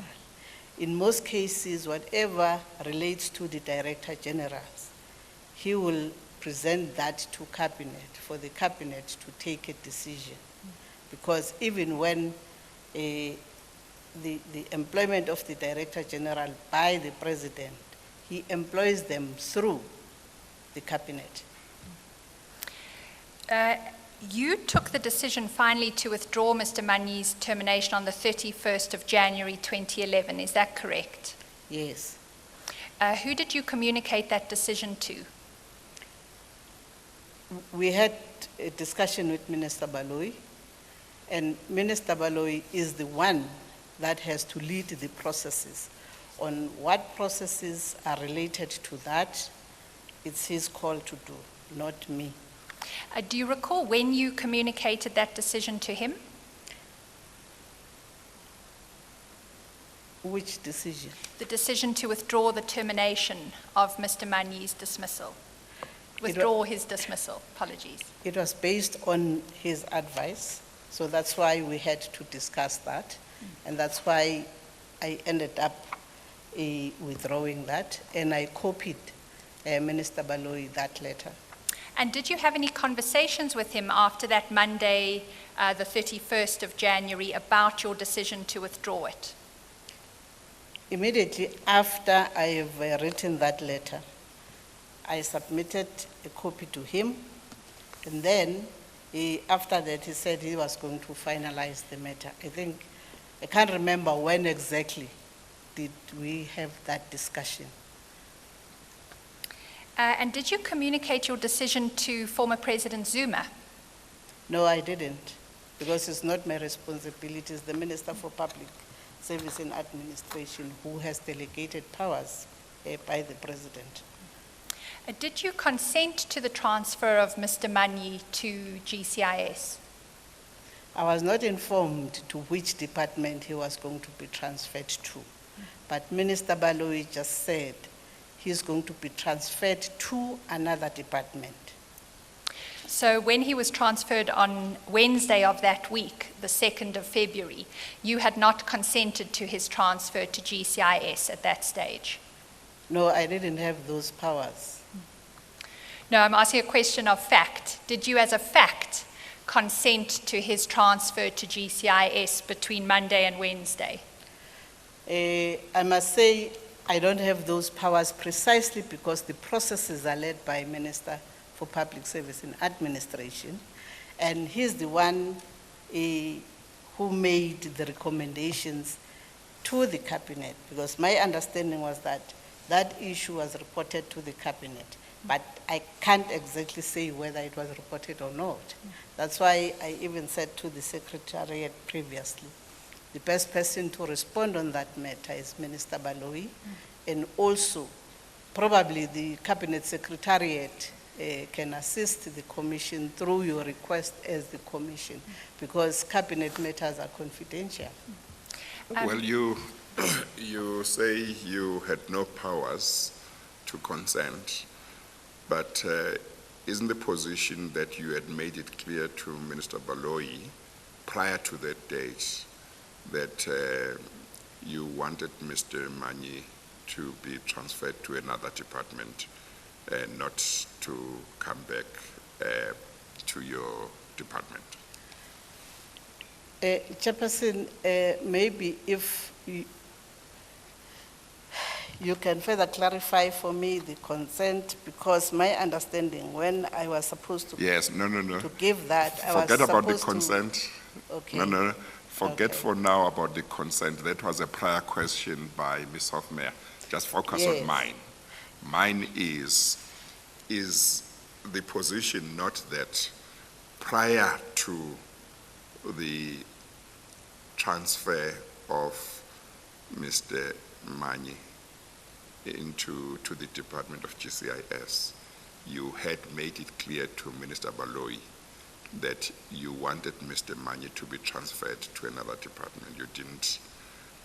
You didn't want him in your department, or you would prefer not to have him back in your department. I have preferred, Chairperson, that if Minister Baloyi can transfer him to another department. Yes. Yes. You had communicated that to Minister Baloyi prior to Mr. Manyi's transfer to GCIS. When I had the discussion before anything started, I said, if probably there are issues, particularly when it comes to the implementation of the procedures, I will be happy if he can be transferred to another department. Yes, okay. Yes. So Mr. Baloyi knew that. Yes, he knew it. Yes. But did you sign any documents at any stage to say you are consenting or you support the transfer of Mr. Manyi from the position of DG in the Department of Labor to the Department of GCIS? No, I didn't sign any letter. Did anybody ever ask you to indicate your position in writing in any way about that transfer? No, I don't know, but I think Minister Baloyi will be able to respond on that one, because I informally discussed that with him. Yes, but no, we are not asking what he said. We are asking whether anybody ever said to you, you'd have to No, there's no one. give us a Chairperson. document indicating that you agree or release Mr. Manyi to be transferred somewhere else. No, Chairperson. You don't, okay. I understand you to say that you didn't know that Mr. Manyi was going to GCIS until the announcement by the cabinet spokesperson. Is that correct? Yes, because when Minister Baloyi briefed me, he said he's going to be transferred to another department, but he was not specific to which department. And that notice by the government spokesperson, as we have the evidence before the Commission, came out on the 3rd of February, which was the Thursday of the week after the cabinet meeting on the Wednesday. Does that accord with your recollection? Even if I can't remember the exact date, but all the announcements are made immediately after the sitting of the cabinet. So you withdrew the termination on the Monday, and then there was a cabinet meeting on the Wednesday where Mr. Manyi was transferred to GCIS. But in that period, you weren't alerted to the fact that he was going to GCIS. Is that correct? Yes, I was not aware that he was going to GCIS.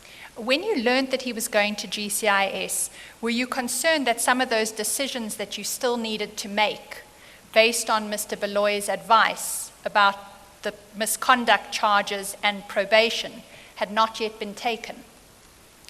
I took that Minister Baloyi will be able to deal with all the issues that are relevant in terms of the Act. So when he was transferred, I was not even consulted at that particular time that now we are transferring him. Did you ever make inquiries as to the nature of the charges that Mr. Manyi faced while he was at the Department of Labor? No. Were you aware that around the time of his dismissal, those charges were leaked to the Sunday Times? Sometimes I don't read newspapers. So did you not know that one of the charges that he faced was that he had pursued private interests in a meeting that he'd had with the Norwegian ambassador? No, I didn't have that information. And were you also not aware that one of the charges he faced was having instructed officials to write off a debt in the department? No, But I understand your evidence to be you thought that those matters would be taken up by Mr. Baloyi. Is that right? yes. Is that despite the fact that he indicated to you in that letter, or maybe in December, that you needed to make a decision on the charges? Well, I can't really say yes, I knew, because I can't recall getting this letter prior our meeting with Minister Baloyi, which was informal meeting, of which he informed me that the letter, he has written the letter, probably I'm going to receive that letter, but we discuss the matters informally, as I've said. Just so I'm clear on your evidence, did you then have an informal discussion at which Mr. Baloyi conveyed to you that you need to make a decision about whether to pursue misconduct charges against Mr. Manyi? No, we talked about only two. That was the withdrawal and also the special leave. Thank you. And can I also just get clarity between that Monday when you withdrew the termination and the Wednesday when the transfer was announced in Cabinet, you had no interactions with former President Zuma? No, I didn't have. Thank you. Chair, those are our questions. Thank you very much. I think other questions may wait for Mr. Baloyi. Thank you very much, Ms. Oliphant. If we need you to come back, we'll ask you to come back. But for now, you are excused. Thank you very much, Chairperson. Thank you. Am I also excused to leave because I have the flight to catch? Yes, okay, thank you. And Yeah. but also as a Christmas present, Chairperson,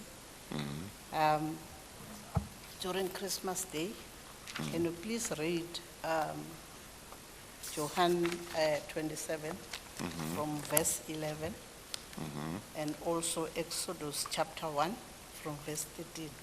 That is your Christmas present. Is that my Christmas present? Yes. Oh, okay. Well, has somebody written down those verses? Thank Just you, repeat Chair. the verses. It's Johann 29 verse 11, from verse 11, and then Exodus chapter 1 from verse 13, Up to the end. up until the end. Oh, okay. Thank you very much. Thank you. Yes. Thank you, Chair. Our Yes. next witness is Mr. Baloyi. Yes. Is it convenient for us to use the time before the lunch adjournment? Well, I was thinking maybe if you need about 5 minutes, we could take 5 minutes and then start with him. So that Certainly. maybe by 1 o'clock we will have got rid of Indeed. preliminary issues, so that after lunch we can go into the meat of his evidence. Indeed, Chair. Yes. We will be indebted for a 5-minute break. Yes, so we'll take 5 minutes adjournment. We adjourn. All rise.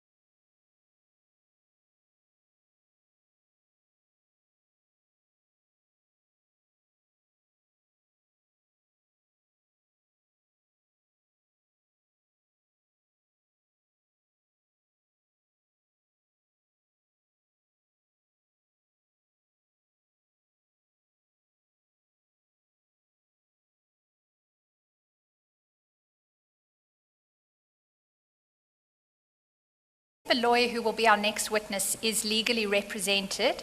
May I ask that his lawyers place themselves on record? Yeah, thank you. As the chairperson pleases, I'm Peter Make. I'm instructed by Koroya Di Ramu Dao Incorporated. Yes, thank you. Thank you, Chair. And then just in terms of the exhibit containing Mr. Baloyi's statements, you'll find them in the main file before you under tab 4. And if I could ask that those statements, I'll identify them shortly, be introduced as exhibit NN4. Chair, just to take you through what is contained in NN4. Mr. Baloyi has given a series of statements to the Commission. The first of those commences on page 1. It concludes on page 102, and it's actually an affidavit deposed to on the 11th of October 2019. If I may just be permitted to list all of them for the purposes of the record, and then we can enter it as an exhibit with your leave. The second statement begins at page 107. It itself is undated, but it appears with a commissioner's stamp of the 7th of November 2019, and that concludes at page 124. There is then a set of annexures which are required to be read with that second statement. They commence at page 125, and they run to page 149. And then there is a document entitled Supplement, which commences at page 150 and concludes at page 151. That bears a stamp of a Commissioner of Oaths of the 11th of November 2019. And thereafter there is a letter and an annexure, all of which conclude at page 159.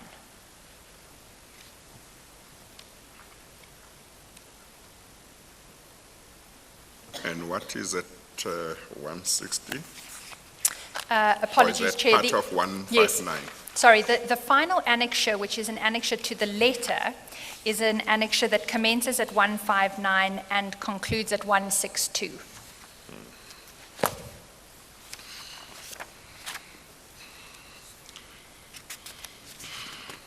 The documents which appear under divider 4 will be admitted as annexure N4. They include two statements by Mr. Baloyi and various other documents. Thank you, Chair. That's from page 1 up to page 162. Is that right? Thank you, Chair. Yeah. Indeed. Thank you. Mr. Baloyi, in addition to providing these statements to the Commission, there were a set of documents that were made available to you a few weeks ago in advance of today's evidence. Is that correct? You remember, he must haven't still be... he must Apologies, still be, Chair. We sworn have not in. sworn the witness in. Please, can we do so? Please administer the oath or affirmation.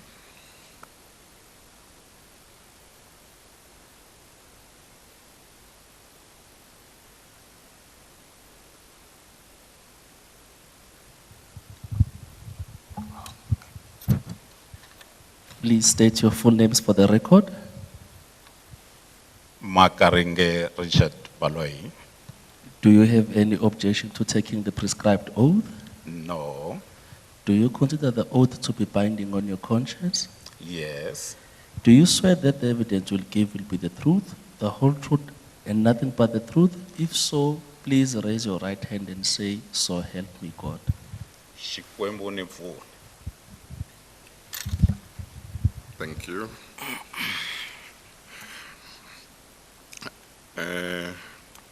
Mr. Baloyi, before Ms. Hofmeyer puts any questions to you, I just want to say that I am aware that your affidavits deal with various matters in quite some detail. And there may be, some of the matters may be quite important to you to be placed before the Commission.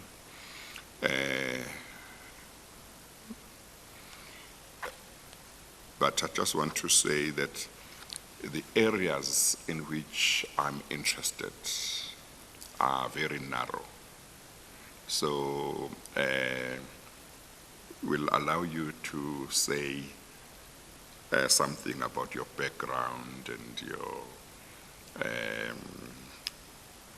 commencement in Parliament and highlight here and there, but it won't be a long time. I don't want it to take more than 5 minutes. The areas which I'm interested in are very narrow, but they are very important. So I just don't want you to feel bad if we don't deal with a lot of things which we have put on the affidavit. They are there. It's just that we want to use our time as fruitfully as possible. So you will find that the questions will be directed really at very limited areas. Certainly from my side, it's very much on the issue of what you know and what your role may have been in regard to the transfer of Mr. Masego from GCIS to your department, and ultimately how he left your department. And then with regard to Mr. Manyi, what you know and what your role was in having him transferred to, or in him being transferred to GCIS. But as you may have heard earlier on, even with regard to that, it's not necessarily the full scope that we are looking at. You understand? Yes, you can keep your mic on throughout. Just yeah, thank you. Ms. Hofmeyer. Thank you, Chair. Mr. Baloyi, I do apologize for commencing my questions before you were under oath. The question just related to a set of documents that you were sent, if I recall it, in the middle of November by the Commission in preparation for today's evidence. Can you confirm having received those documents? Thank you very much. I received them only on Tuesday. Tuesday this last week? Last week. Have you had an opportunity to consider them? I glanced through. Super. Luckily, some of them are documents that I know the content, so it's not an issue. Indeed. If at any point in the evidence you'd like a bit more time, please let us know, and we can make arrangements for you to be able properly to consider them. I will. Mr. Baloyi, I went through in the introduction the set of statements that are contained in Exhibit NN4. As I mentioned, sometimes they are stamped by a Commissioner of Oaths but not dated where you have signed them. Can I ask you whether you are comfortable as you sit there to confirm the contents of all of those statements that I referred to as being true and correct? I confirm. Thank you. Chair, in the course of this morning, I was given a further statement from Mr. Baloyi. It was really a repetition of many of the statements he's already given, and my arrangement with his legal representatives is that I will simply ask him questions based on the statements that we've seen. There's nothing new in what was handed up this morning, but certainly I indicated to Mr. Baloyi's lawyers that at the conclusion of my questions, if there's something that's been omitted that he regards as pertinent, I would certainly indicate to him if he would like to make mention of those aspects with your leave. Yeah, that's fine. Thank you. Mr. Baloyi, if we can then start with the Cabinet meeting of the 2nd of February 2011. The Commission has received evidence previously that you did not attend that meeting. Is that correct? Well, Ms. Hofmeyer, I know what I just said a few minutes ago, but probably Mr. Baloyi would like to say a little bit about his background. Of course, indeed. So let's give him that chance. Certainly. But I like the idea of going straight to the Of issues. course. Yeah. But I promised him a few minutes for him to say the background that, to give us the background, his background that he considers to be important. Okay. Thank you very much, Chairperson. I'm Agaringa Richard Baloyi. In your documents referring to me before, I will be referred to as Moyane Richard Baloyi. Still me. I changed my name in the process. I joined the National Assembly because I want to talk about things that are related to the subject matter. I joined the National Assembly when I was elected to be a member of parliament on the ANC province to national list in June 1999. And then I became involved in activities in parliament, having been a whip serving in various portfolios. I became a whip of the Portfolio Committee on Public Service and Administration. I became its chairperson. I served in Parliament's ad hoc committees, quite a few of them, including the ad hoc committee that was dealing with looking at one report of the public protector, and the ad hoc committee that was looking on the African peer review mechanism. That's when the country, South Africa, was going through a peer review process for the first time, dealing with issues of good governance. I was a chair of that subcommittee. So I then became a minister, appointed as a minister for public service and administration in 2008. I served in that position from 2008 to October 2011. I was appointed then as a Minister for Cooperative Governance and Traditional Affairs. And then after that, I was posted as a diplomat representing South Africa in the Central African state of Congo-Brazzaville as an ambassador. I have to indicate my background academically is that I hold a degree in political and administrative sciences, specializing in public administration and political science. I was one of the team members that were sent just after we, as the ruling party, the ANC, after adopting the document in 1992, Ready to Govern, sent for training in as far as issues of senior management leadership. So that's what I can actually indicate, except that in related to the subject matter of the commission, in my position, even before I became minister, I got involved in dealing with quite a number of issues that have to do with us upholding the Constitution in as far as Chapter 10 is concerned, which deals with public administration.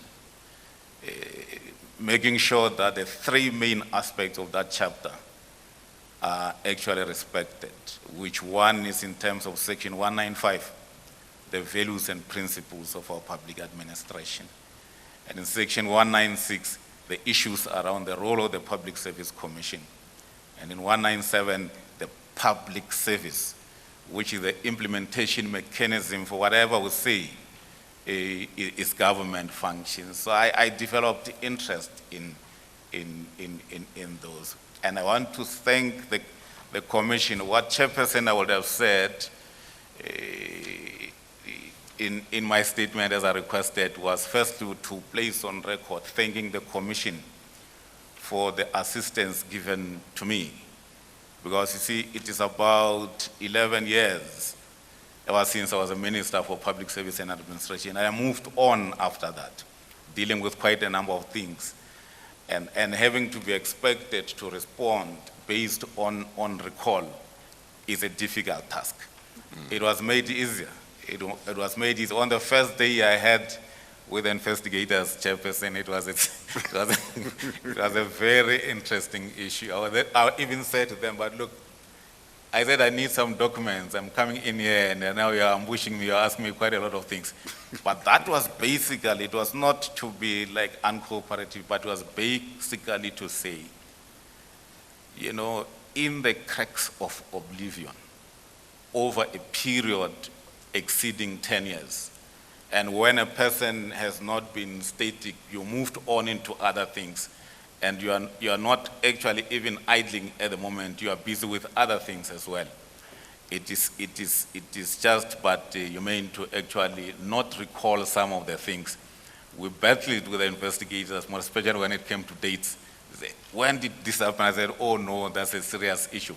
But then, having said this, I'm saying thank you. But if I were to raise, and I'll come specifically to those things, if the questions will direct to some of the issues, where I may request is a situation where I then said, having noted that the commission assisted me to get documents, the question may be asked, had I got all the documents, because I know which documents to look for, but those documents are there in government. They are in files, they are in cabinet, you know, I know where to look for, but the issue is being outside of that. You may appear like you're not giving full support to the work, to the inquiry, simply because you don't have those. So we relied on the commission.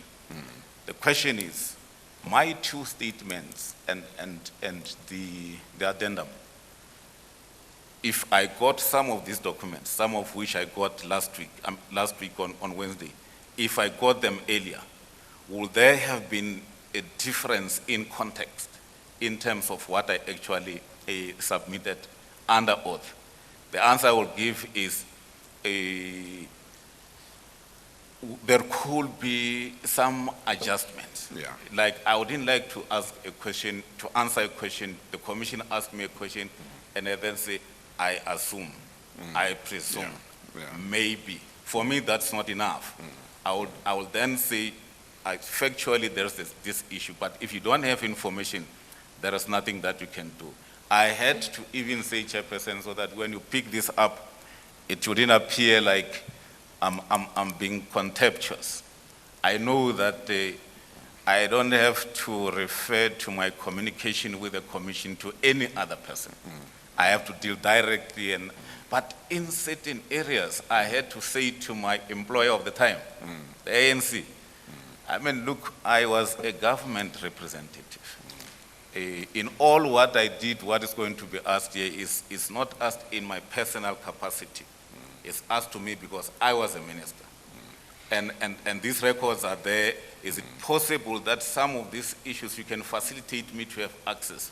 So that's a situation that will have, but I have to place on record, the commission did assist me. So to the extent that the commission assisted, I'm here ready to respond to the questions. No, that's fine. Thank you, Mr. Baloyi. If, one, as with all witnesses, as you give your evidence, we will be mindful of the fact that a lot of time has lapsed since the events to which you will be, on which you will be giving evidence. Number one. Number two, we will bear in mind that you no longer have the kind of access to documents that you would have had if you were still minister.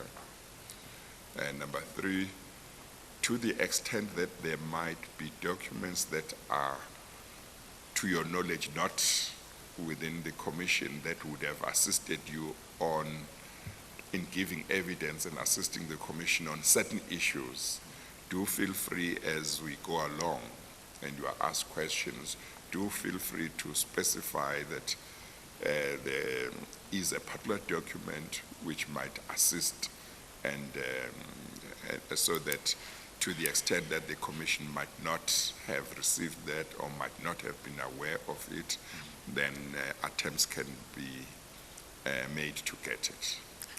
Thank you.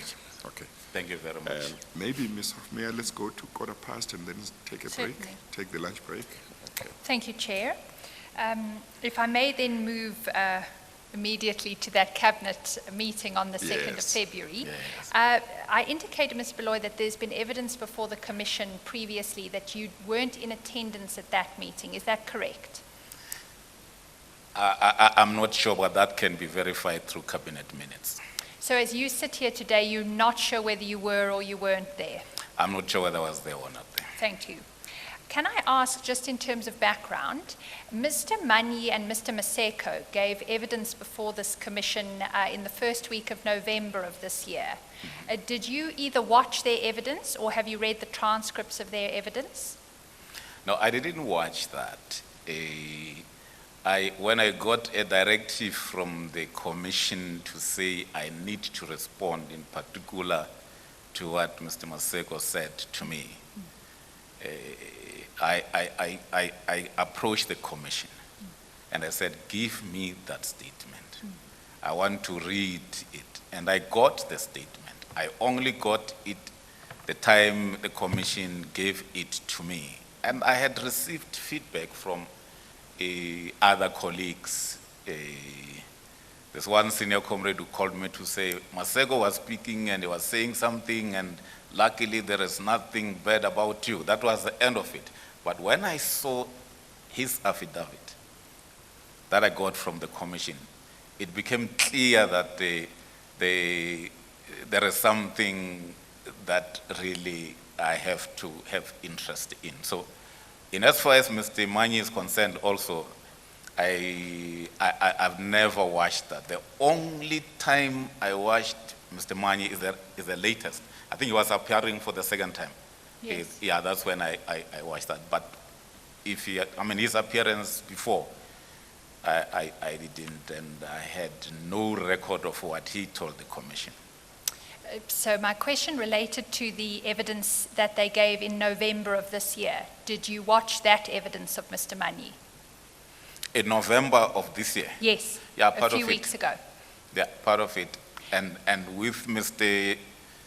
Maseko, I watched when he was, but it was not on the commission thing, although they would bring clips of what happened at the commission when he was talking. I think it's Frank Talk, one program of TV about that.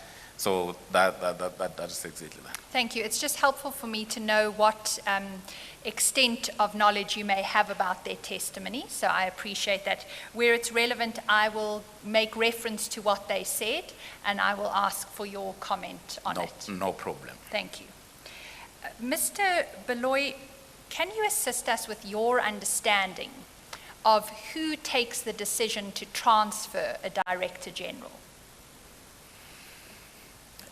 If I were to sing a song about answering that question, I would say concur, consent, concur, approve. Meaning that when there has to be a transfer of a Director General,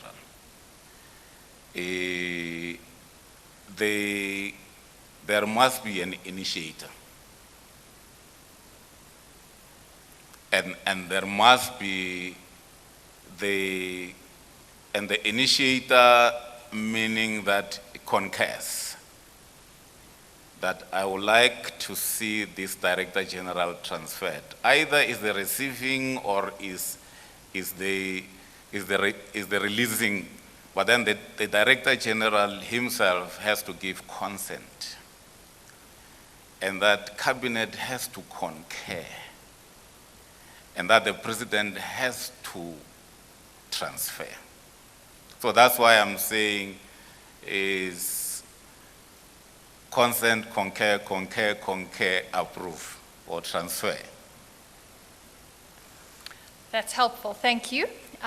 We will use that as a guide to your evidence today. Can I ask you to pick up your first statement to the Commission? It is in Exhibit NN4, and I'd like to... I'm sorry, Ms. Hofmeyer. You said there has to be an initiator Yes. before there can be a transfer of a Director General. Maybe it's of any officer or employee, but a Director General. Yes. Who could qualify as an initiator of a transfer? The Director Or in other words, who may initiate? yes. Who may be an initiator? Thanks, Chairperson. The Director General himself, herself may initiate. If he or she initiates, his or her minister need to concur. The minister where this person is being transferred to has to concur. Cabinet has to concur. Then the President signs a presidential minute, which is co-signed by the Minister of Public Service and Administration to effect the transfer. But the minister, one minister can also initiate a transfer. So if that minister initiates a transfer, he or she must get the consent of the official to be transferred. And he or she must have actually found an alternative as to where this person is being transferred to.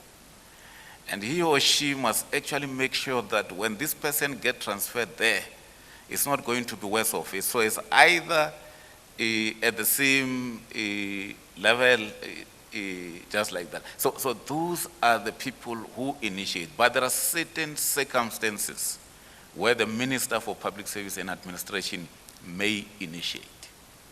So if, Chair, we have, in as far as executive authorities, we have what we call line function ministers. And a line function minister is a minister for a particular ministry. So one line function minister may initiate, or the executive authority of DPSA may initiate, but that is under certain circumstances that I may refer to. So,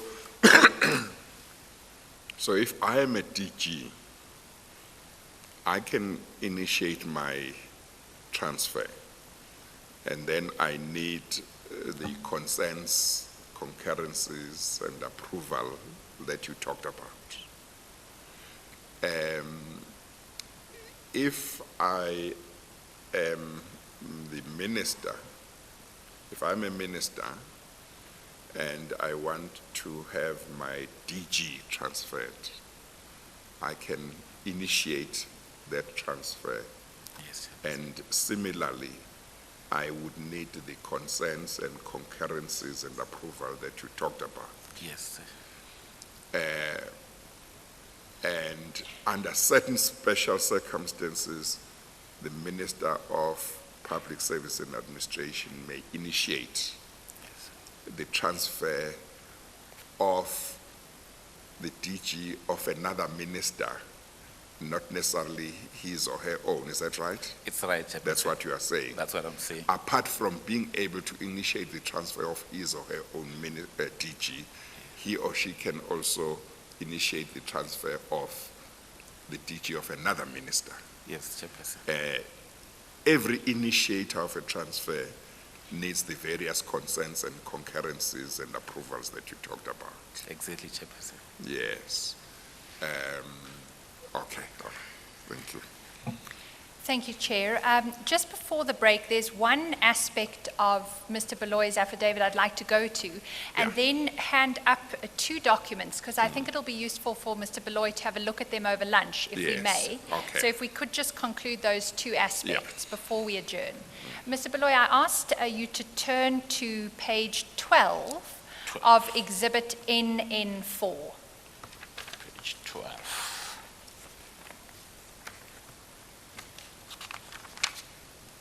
I'm there. Thank you. And this is in relation to this broad question about your guidance on the process that is followed to transfer DGs. Because if you pick it up at paragraph FF on that page, you say, because my offer was agreed to, I'm going to come back to that in a moment, Yes. but you there describe a process. You say, I managed the transfer process, and I think it should be in the records of DPSA and or GCIS, that due process was managed through, namely, and then I'm interested in this list, right? Yes. Can you tell us what these documents are that are required in the process? The first one, Madam, mentioned there is a written consent of the releasing executive authority, because FF talks about a situation where I, as Minister for Public Service and Administration, then initiated. And then I then said, having initiated this, then the due process was managed. And what I'm seeing in terms of that document is that if this due document is managed, if I was keeping record of all these files, I will then say, this is one, the consent letter. This is two, the cabinet memorandum. This is 3, the President's minute, co-signed, and I've listed those documents there. Thank you. In the process, those documents are very important. Thank you. In preparation for today's evidence, we were able to download off the internet this morning, actually, what appears to be a standard form, cabinet memorandum, which is the memorandum that must be filled in whenever appointments of DGs are made in the public service. And Mr. Baloyi, given your extensive knowledge of the public service, I wonder if I could make available to you that form. It is together with an annexure, which is a protocol document on the principles and procedures to be followed for the recruitment and filling of posts of heads of department and deputy director generals at national level. Are you aware of those documents as you sit here? Madam, you can make that document available, Certainly. or you can ask a question on that document. I can actually respond. Thank you. My suggestion, Chair, is that I make it available to Mr. Baloyi now and to yourself. Yes. And then we take the lunch adjournment, and then Yeah. I can traverse questions with him afterwards. Yes, no, that's fine. Let's do it that way.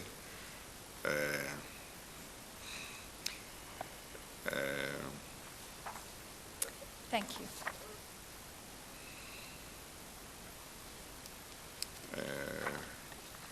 Do you have a copy for the, he can give the witness. You can give this to me. Apologies. Yeah. Thank you, Sulihle. Sure, thank you very much. No, that's fine. Then we'll take the lunch adjournment. We are going to take the lunch adjournment, and we will resume at 2:15. We adjourn. Thank you, Chair.